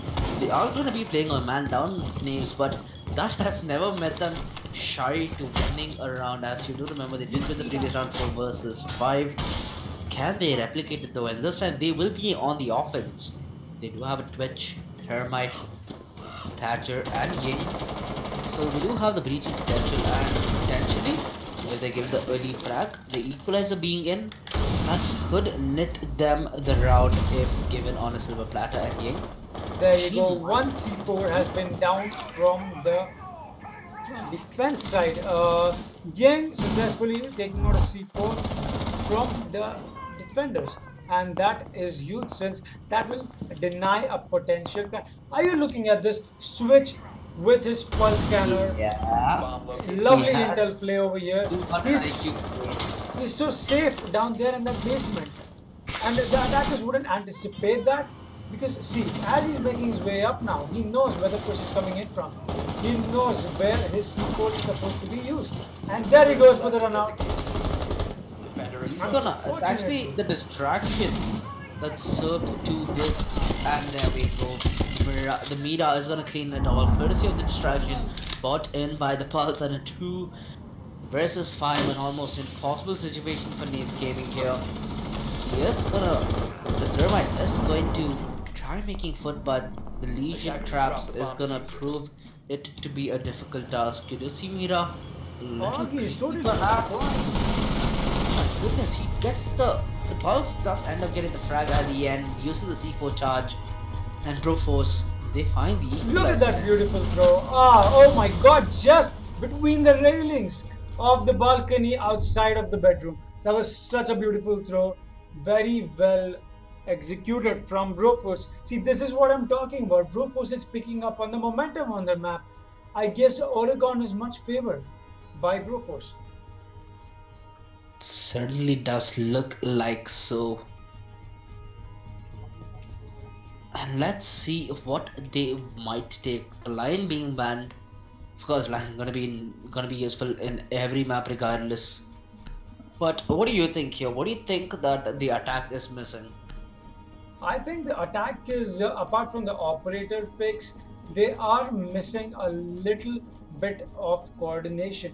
I think they are focusing too much on one angle of a site. I think they should try and establish a little bit control here and there. As you saw, the Ying was trying to push all alone over there from the double window of kids' dorms that the Mira took out easily without even having to jump out of their window and taking unnecessary risk.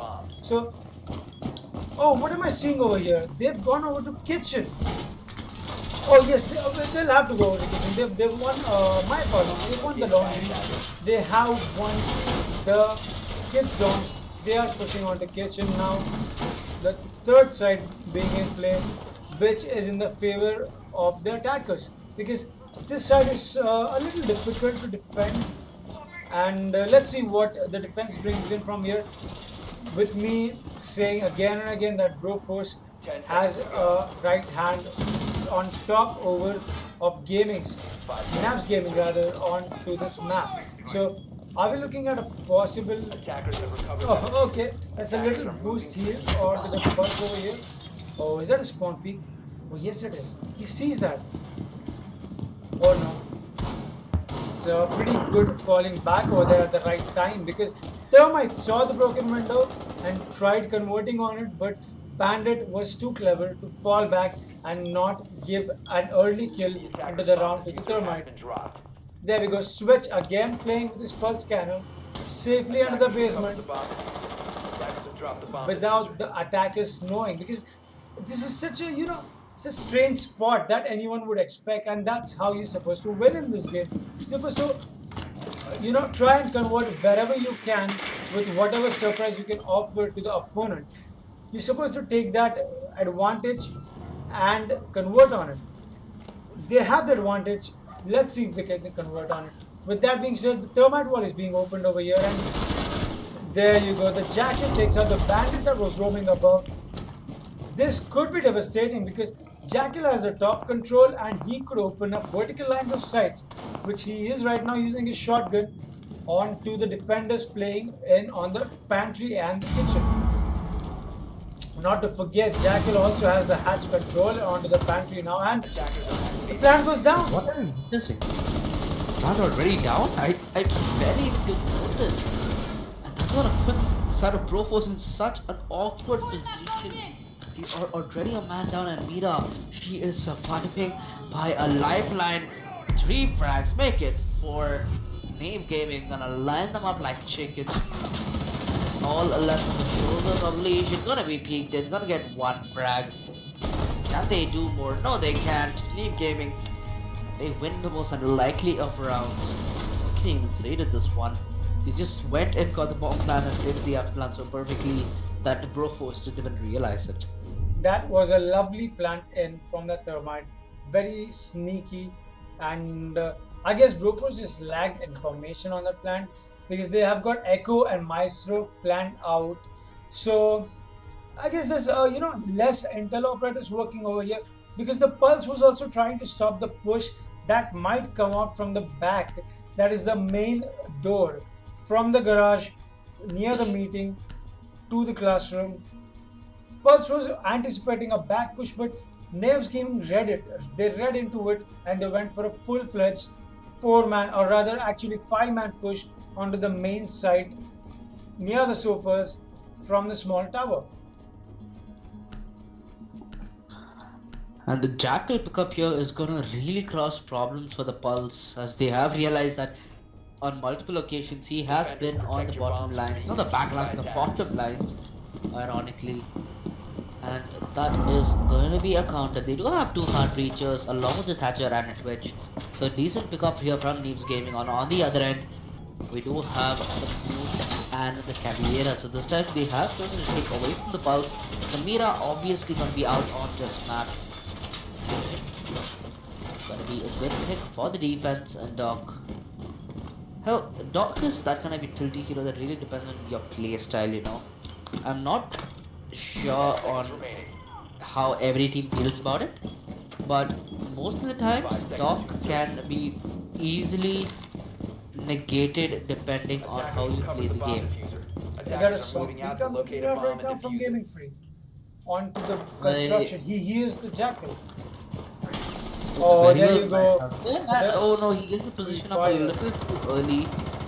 He's gonna be running after the Jackal. Has his drone out, looking and wait.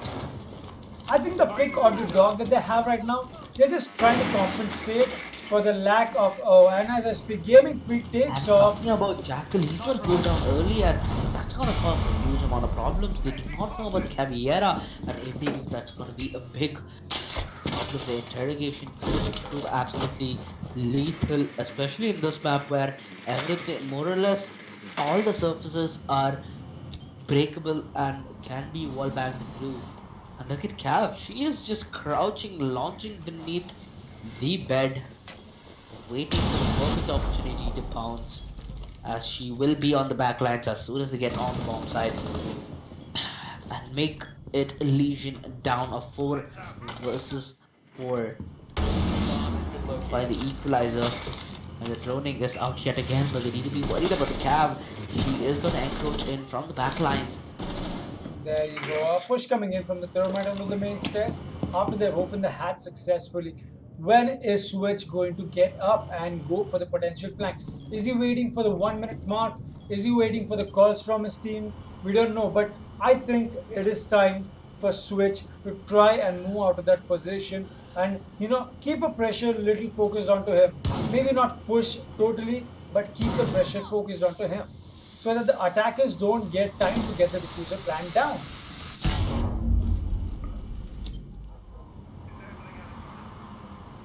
And I'm really wondering on what Switch is actually waiting for. He should be having some kind of Oh my god, that shot from Game From Game 3.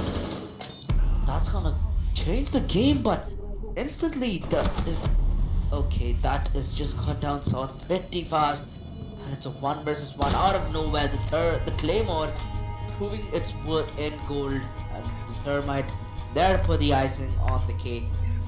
And Knave Gaming, they won this in such a slim margin of error. Yes, that was actually a 1v1 that Broforce just lost to. With the Doc in play, I think he had a lot of time with the diffuser down. Even if the diffuser was down, I think he could have retaliated using the Mira window a little more precisely, a little more stealthily, playing the time a little over there. But I guess Doc did what he thought was right. Maybe there was a miscommunication between his team. Maybe, and it's a 2-on-2 right now. The equalizer back in the picture. These teams are just going neck on neck here. Let's see the pickups here. Ash, IQ. Finally, I like to see the IQ in. As we speak about it, they switched that to Thatcher, knowing they will need it. They will need it to open the hatches that the Mute will be jamming on this side. And Mute was so destructive. Mute played by the gaming fleet. He got an early kill onto the jacket. That stops any and all sorts of, that gave roaming advantage to Broforce at an instant. And that lovely kill onto the Hibana in that meeting hall. I guess Mute is going great with the fragging power that he has in his hands. But that's just not enough for Broforce to secure the round for themselves.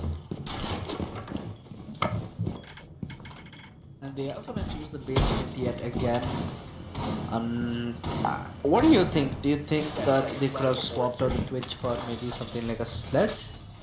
Maybe they could have, but when you have a Thatcher, I don't really find that much of a purpose with Mute. Attackers have recovered their With Attackers Twitch. must locate and defuse see, the with the bomb. Twitch in play, they're picking up shield to make sure they don't lose this mirror window especially, because that is what is going to make all the difference in the main laundry push, which the Knaves Gaming has been exhibiting lately. So if this is what they're going to do, Broforce is doing pretty good on the strategy side, and they're trying their best to keep that push stalled. See, this time Ash is going to go in, because the last time Caveira was playing offside onto the small doms over here, which turned out to be devastating in the last few minutes of the round. So there you go, Ash is just making sure there's no one left roaming, and there no one is this time. So that's great roam clear work over there, but the last roamer that they have, and he is spotted now, he will be playing onto the dining hall over here. Are we looking at a push over here, or are they going to pinch him, or are they going to watch each other's back and wait for him to push? Because the last time they tried doing that, waiting it out until the plant goes down, didn't work out well. And as I say that, Ash is already in position to catch Vigil off rotating in between this, from the dining hall onto the main hallway, and there you go, Ash converts it, and switch goes down on a minute and 35 mark.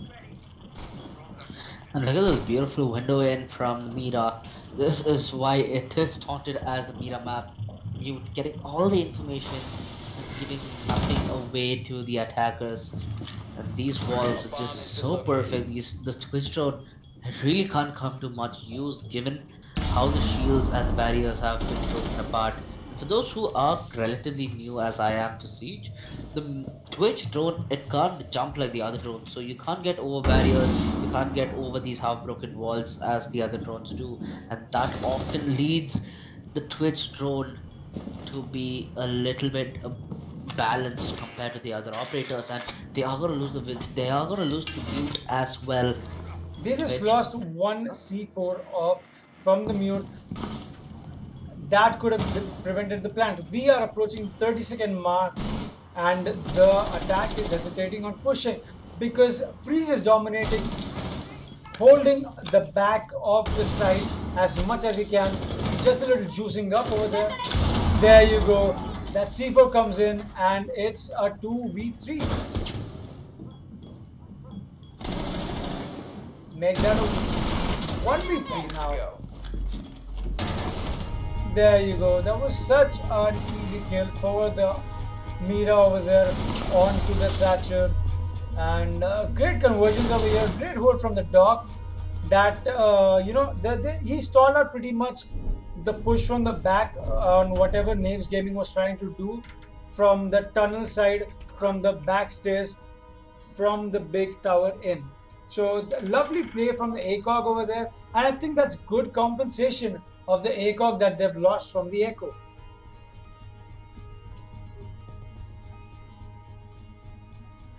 So as we go on, we'll be looking at an alibi over here.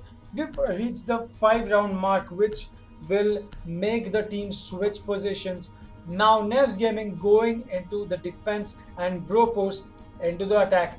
Broforce is actually leading over here onto Knaves Gaming with a 3-2 score. So what do you think, OG? Are we looking at a Broforce advantage map over here? Is Broforce going to take Oregon into their pool of victories with this rapport that they're exhibiting on this map? Defenders, protect your bombs. Well, it all comes down to this round, you know, with the Mira plays that we did see from Broforce. Now it's time for Knaves Gaming to show what they have in the bag. They have taken the alibi, they have obviously the Mira in, they have taken the bandit, so Twitch drone is going to be more effective, especially when there is no mute around, and they have a Thatcher to compensate for the loss, and a Vigil as well. So what do you think? Who would be a better roamer? Do you think it will be Vigil or that? Attackers have discovered the location of I the bomb. think Vigil is better since you cannot spot him on a drone, so it's a little tough and a little sketchy But actually. don't you think the Vigil HUD that does come over when he is in vision is more than enough to give a giveaway like what happened to the Ash in the previous round? The attackers But bomb let me put it this way. If you're asking me what's better against the Caveira and a Vigil for a potential roam, let's just say Caveira is the anti-image of Rainbow Six Siege. Oh, okay, better well said then. Better well said. Jesus. So here we go. Vigil is actually going to go with the same roam strat that we saw Broforce doing in the dining area, because that appears safe and very effective for a late backstab if they're pushing the main side, which it doesn't look like it. Broforce is going for the construction push onto the blue and onto the red stairway, or rather hallway, sorry. And I really feel like they should have taken something like Valk instead of Alibi, because it offers that much more information that your backstab and rumors desperately need so. That could have really come into the aid. But it is what it is. And Hibana, she's going to be expelling her last 3 charges onto this wall. Not sure why she did the second one though. The wall, regardless, is going to collapse, and that is going to give them an open avenue into the bomb side. And Jaeger, he can just play the flashback as he dodges it as well. They did not have a C4 or a nade to contest, and he tried to knife. Tweak, hello, Cloudy gonna get a kill, and that's not there to add on as well. A 3 versus 4, a 3 versus 5. Broforce, they're losing all their manpower for absolutely nothing. They game holding on to it with their DLF. Jackal, he's gonna be peeked on, and he's gonna be taken out courtesy of the bandit. A 2 versus 5, nothing more that Broforce can do, as a side is going to go under siege. The bomb is going to be on, the diffuser is going to be planted pretty soon, and Sophia, she should be well aware given the Mira Glass position, and there should be one defender lurking amidst. It's not for the immediate headshot though, and a 1 versus 3. Knaves Gaming, they still hold on, they still got this. A 4 to 2, and what did I say? This could just go out of control of Broforce. I What do you think think? that was a misplay from Zofia over there. She had the concussion mines, she had the concussion grenades rather, and also the impact mines over there at her disposal. She could have just, you know, stormed that into the bomb side where the Jaeger or the Mira was playing. They wouldn't have heard a thing, and then maybe ask Hibana to go in for the knife, because that could have been helpful if the Jaeger did not hear the Hibana run towards him.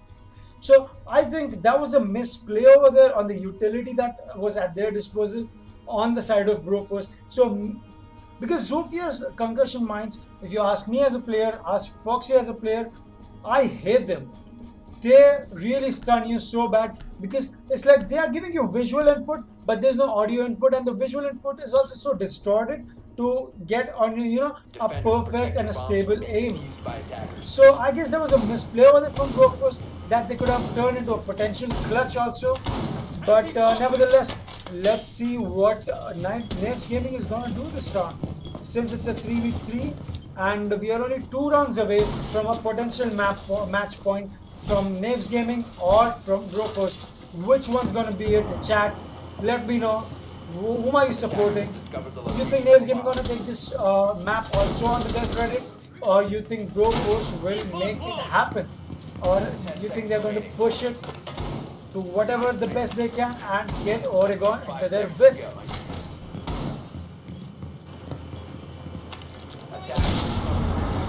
Attackers are moving to defuse the bomb. Attackers dropped the diffuser. There you go. It's a lovely, site was opening for some vertical play from the Romans Attackers recovered the bomb. at Knaves Gaming. Just in case, they put a thermite charge over there. Just in case they see a potential push from below and help the roamer that is trying to stall the thermite charge, that is trying to stall whoever's pushing the main side onto the small domes and the small domes window. So there you go, a little pre-firing going on over here, a little exchange of bullets that is not turning out to hit anyone. It's just, that extra safety, that extra precaution that the bandit is taking over here just in case he gets a free kill. And there you go, as I talk about it, Alibi gets spotted by the Jackal. Now it's going to be a little tough for her to, play on site or play on anything that is very destructible rather, because this map offers a lot of vertical gameplay, especially on this side. So if you're going to stay stuck at a place, you will get your life taken out of you. Speaking of that, Jaeger gets thrown and rotates back safely rather. There's no one watching that rotation from the white van onto the meeting, knowing there's a Jaeger in play. So there we go, Jaeger's already coming into the small tower to potentially stop a backstab. Excuse me. He's over gonna there. be pretty soon there. Almost landed the freak. Almost landed the flick on freak, but freak a little too early. I'm gonna buy the alibi fake though. That's really one. That's why I hate alibi as an operator. It seems pretty useless, but sometimes it just gets to you. And when you're in a 1v1, 1v2, that stuff might actually work magic, depending on your skill cap. But despite the holes that were made up, oh my god, Pro Force is totally, oh my god, they brought it to a 1v5 in a matter of 4 seconds. And there we go. As we speak, Pro Force secures around, proceeding to the 4-3 score. Are we looking at a match point over here from Pro Force? Such a lovely play. That took 4 seconds to get down 4 kills and make Knaves Gaming pay for, rather punish for all the misplay that they did in this round. Knaves Gaming, I think they should have been more, played a little more laid back on the side, because they've opened so many side holes to prevent potential pushes. That thermite charge going down, that wasn't stopped from below. No, miscommunication happened from Knaves Gaming side. So if Broforce secures one more round, they will proceed to a match point. And that is surprising to say. I thought Knaves Gaming were gonna run away with this map, but I stand to be corrected, at least temporarily. And it does seem like they are gonna opt for the Twitch yet again. The standard build is out, except this time they have the fuse. What do you think? Is the fuse gonna make an impact? Because the fuse, relative to how useful he is, as much as how congested the bomb sites are, especially when it comes to bedroom.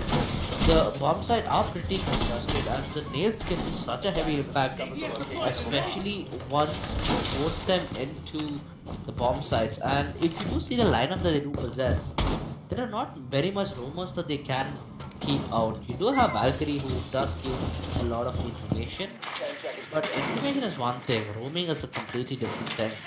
So what do you think? 5 seconds remaining. I think they just reinforced the white wall that leads to the domes. Attackers are heading out. Directly. Did she miss that camera? I think she did. Val won up. Yes, or maybe that was a little intentional. We don't know what kind of play they're looking at over here. Are they looking to run out? And the Gaming Freak spots the Jaeger over there on that run out. I think he's going to bait him out. I think he's going to wait for it to happen. There you go. He's cutting off the rotation so intelligently.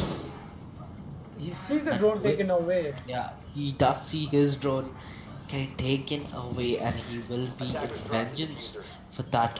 I thought for a second that he's gonna pull the trigger there. I got excited out of my shoes. But they are gonna hold strong at least for now.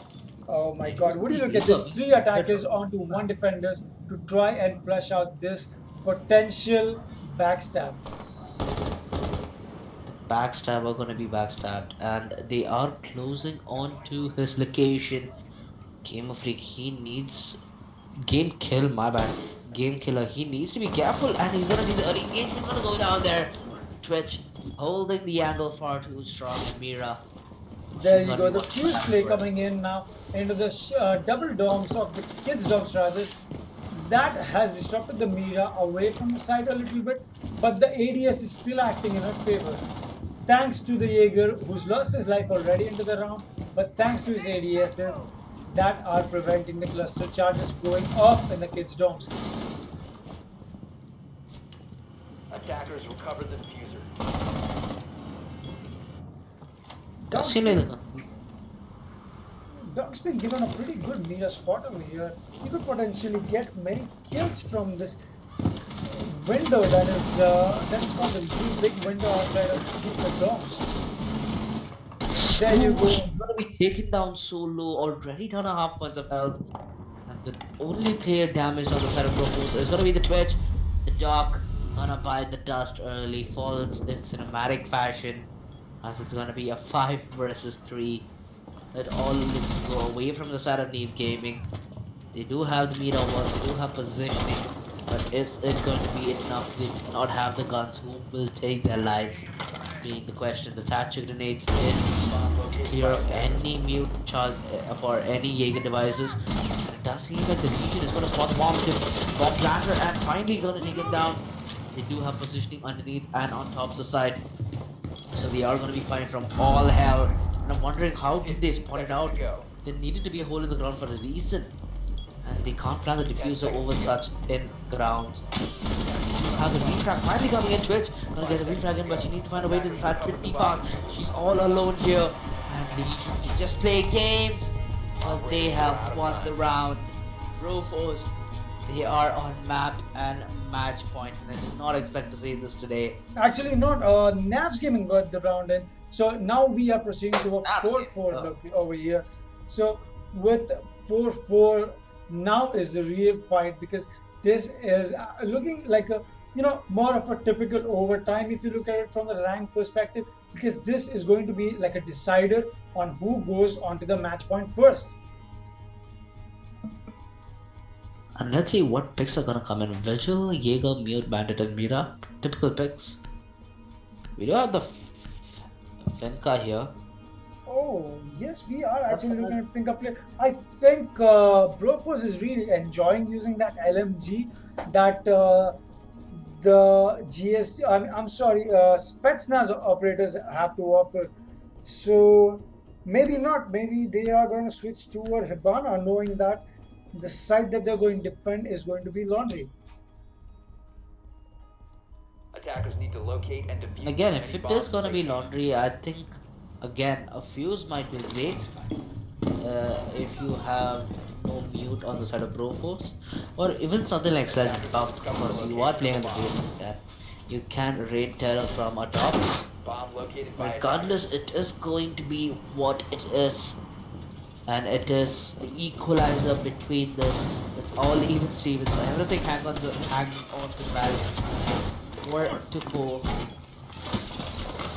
Whoever wins this basically decides who goes on after match point. Last scene where the defenses are being set up in a few seconds. There we go. The action phase has begun.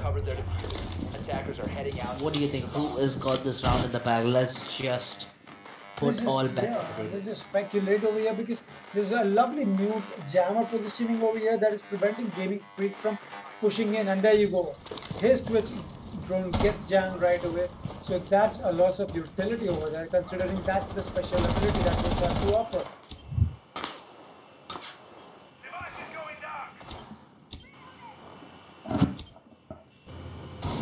We've got Bandit playing quite aggressively, I would say, on the back of the meeting hall area.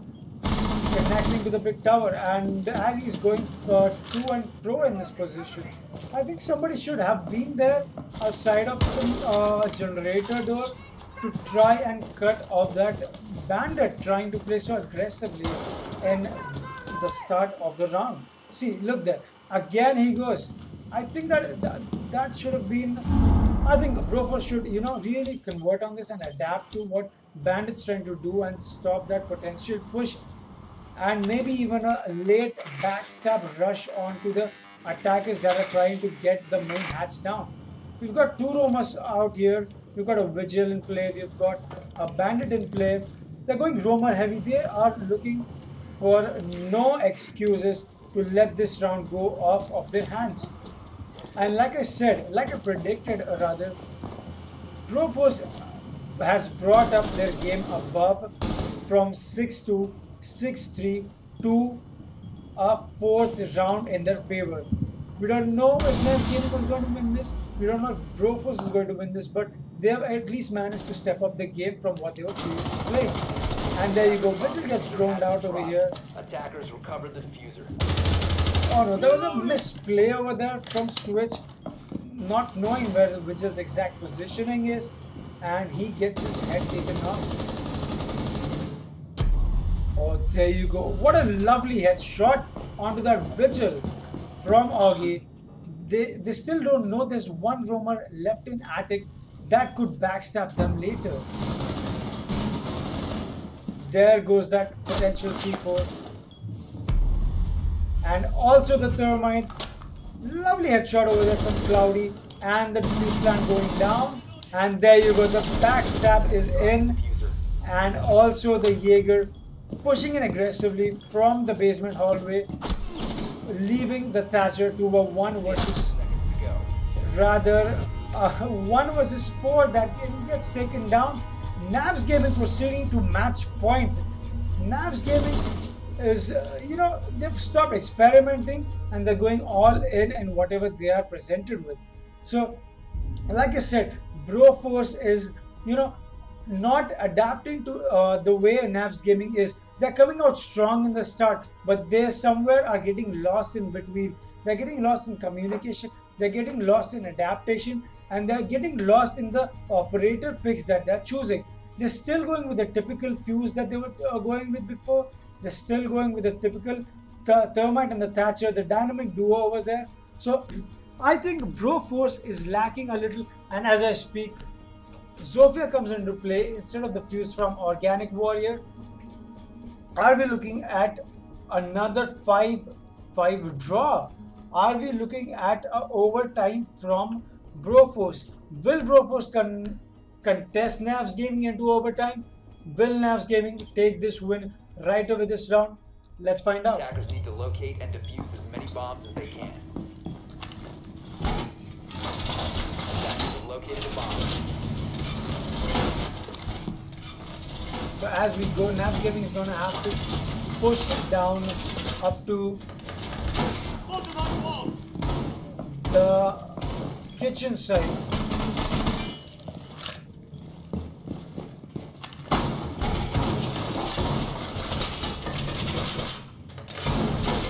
And they are actually not going to leave any reinforcements left. Rather, they'll leave the main site onto the small domes open. And there you go. That drone spots the balcony cam that Professor K just dropped in. Attackers recovered the bomb diffuser. So I guess they're going to use the Mira in play and keep this wall open instead of reinforcing it. That is extending directly on towards the small tower. I think Broforce isn't expecting this. Let's see how they adapt to the meta. Let's see what they're trying to do.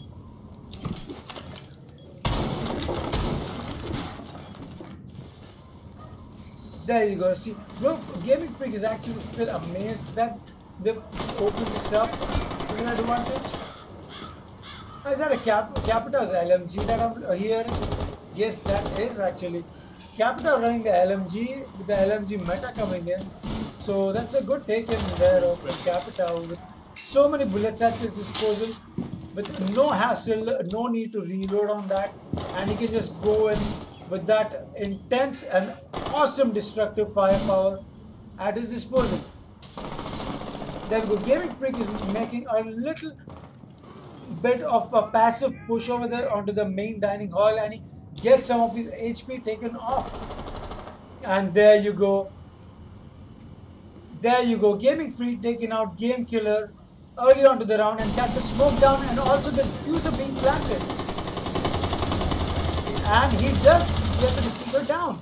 Is this a 5 versus 5 overtime that we're looking at from Brofors? Oh no, that's such a collateral kill from Organic Warrior on the Professor and Ajaira. And there we go. Such an easy take from Brofors, proceeding to the 5 versus 5 overtime. So I guess Nav's gaming strategy kind of bit them in the back. Bit them in the back for whatever they're trying to innovate over there and catch Brofors off guard. But Brofors successfully presented themselves with such a good retake. So that's 5 versus 5 onto overtime, and now each team has to go on to a 2-round advantage to come over and win this map in their favor. It's really lovely how Brofors is adapting to this and how Brofors is giving it all they have got.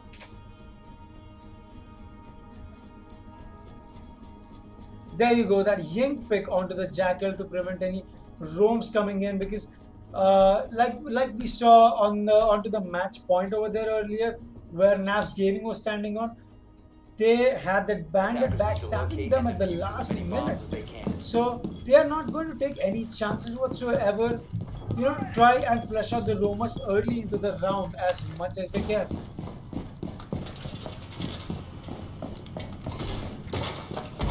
We're going to see Mute come into play once again for the laundry defense that we're looking at over here. And then you go, the classic lineup over here. We've got Jaeger to prevent any sorts of, nades or probably flashes that the Hibana tried pushing into from the last round onto the Jaeger over there.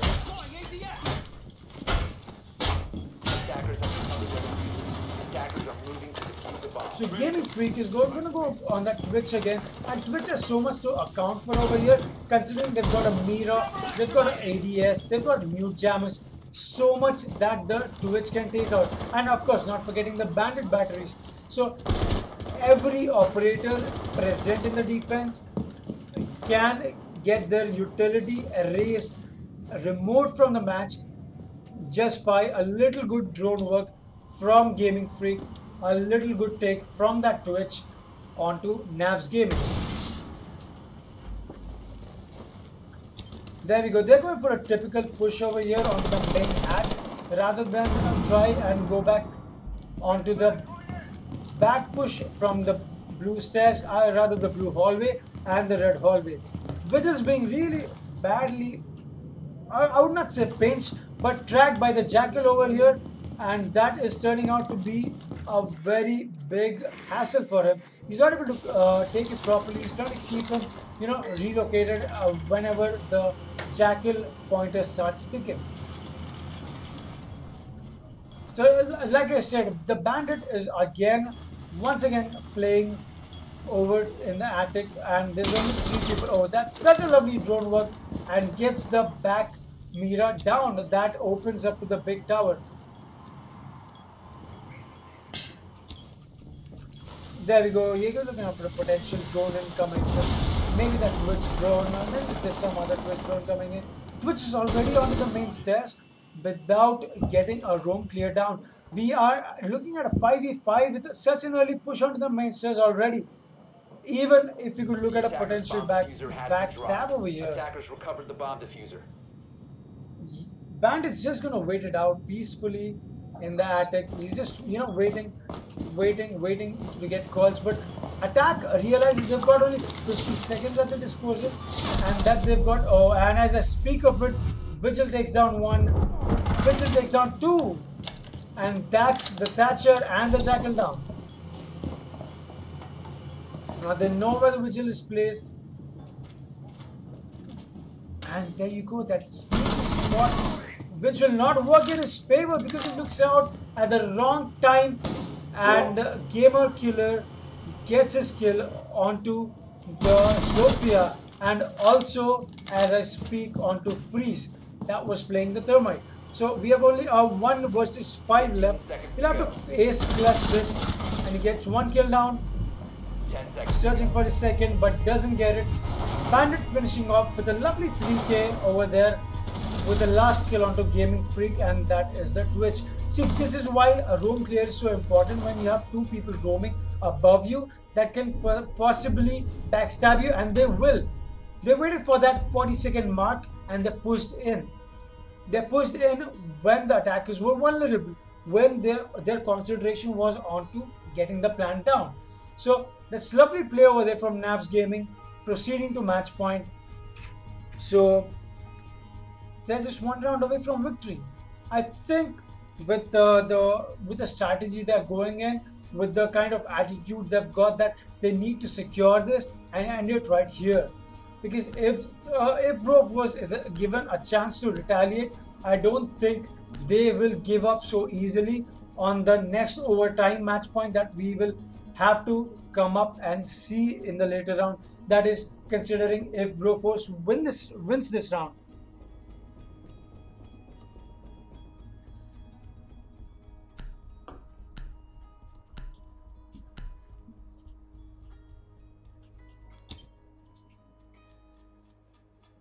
Attackers need to locate and defuse as many bombs as they can. There you go. We're going for a default side defense from Broforce over here, since the role swap has been put into place, and the Knaves Gaming rather would be put into the attack. So Knaves Gaming is pretty much coming up with the same roster that Broforce almost came with, except they're just exchanging the Capitao with the Jackal. And they're still bringing in the Twitch, they're still bringing in the Thatcher, I'm sorry, Hibana, the Thermite. 10 seconds to insertion. So I guess they did not account for the possible mute coming in from Broforce, 5 but seconds to insertion. nevertheless, because there is no mute play this time. So I guess it worked in favor by chance onto Knaves Gaming. The bomb and defuse it. Deploying sensor. There you go, Switch again on that pulse, relaying whatever information he can get onto his team regarding where the push is coming in from. I love this drone work early on into the round with the rest of the map that Ajira is putting in, so that they don't bite them back in the last few seconds of the round. That last few seconds, those crucial seconds, is when all that difference matters, because no matter what you do, no matter how far you're coming, if you mess it up in the last few seconds, the round still goes into the favor of the opposition team. So this lovely drone work coming in here, and Switch is just waiting in on his cardiac sensor, seeing if we can get it over here or to kill possibly onto maybe anyone who comes in from the attic. So Gaming Freak hears that push, and there you go, sees that, but doesn't do any damage, and gets Ajira punishes him for that aggressive peek and missing the shots over there. He knows. I think they actually aware of the position. Oh no, look at the game sense coming in from Ash. Getting the pulse as well. That's what they 4-3 versus 5 to speak of. And what do you say? They're being bodied in right now, and Need Gaming map and match, ladies and gentlemen. Broforce are up against it all, and Mira gonna be downed in. They need to spend a dog on the revive. But can Dog do the safe? He does not revive him, he does choose to shoot him instead. Yeah, the Dog gadget coming off use, as he was expecting somebody to watch the angle.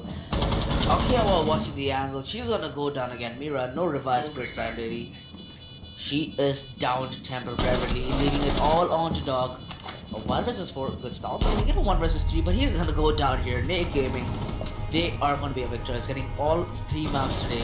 16 to 2, 6 to 2, 6 to 3, and here we they go have 6 to 5 actually this round. So 7 to 5. 7-5 actually. Yeah. So great work in from both the teams. What a lovely match we got to see today. That's a nice animation coming in from the Thermite of Game Killer for that MVP. Well deserved. Would you look at that score? That fragging potential Navs Gaming has presented with 12, 11, and 8 going down on the top 3 fraggers of their team. So I guess that was such a lovely match we got to see today. And once again, I would like to thank everyone who's joined the stream. Thank you, everyone. I would like to thank the sponsors. Once again, India Joy, Playmax Interactive, and Logitech. Thank you for making this happen. Thank you, OG, for joining in and helping me cast this beautiful match that we got to see against Knaves Gaming and Broforce. Well, it is my pleasure. Thanks for your beautiful insight as well.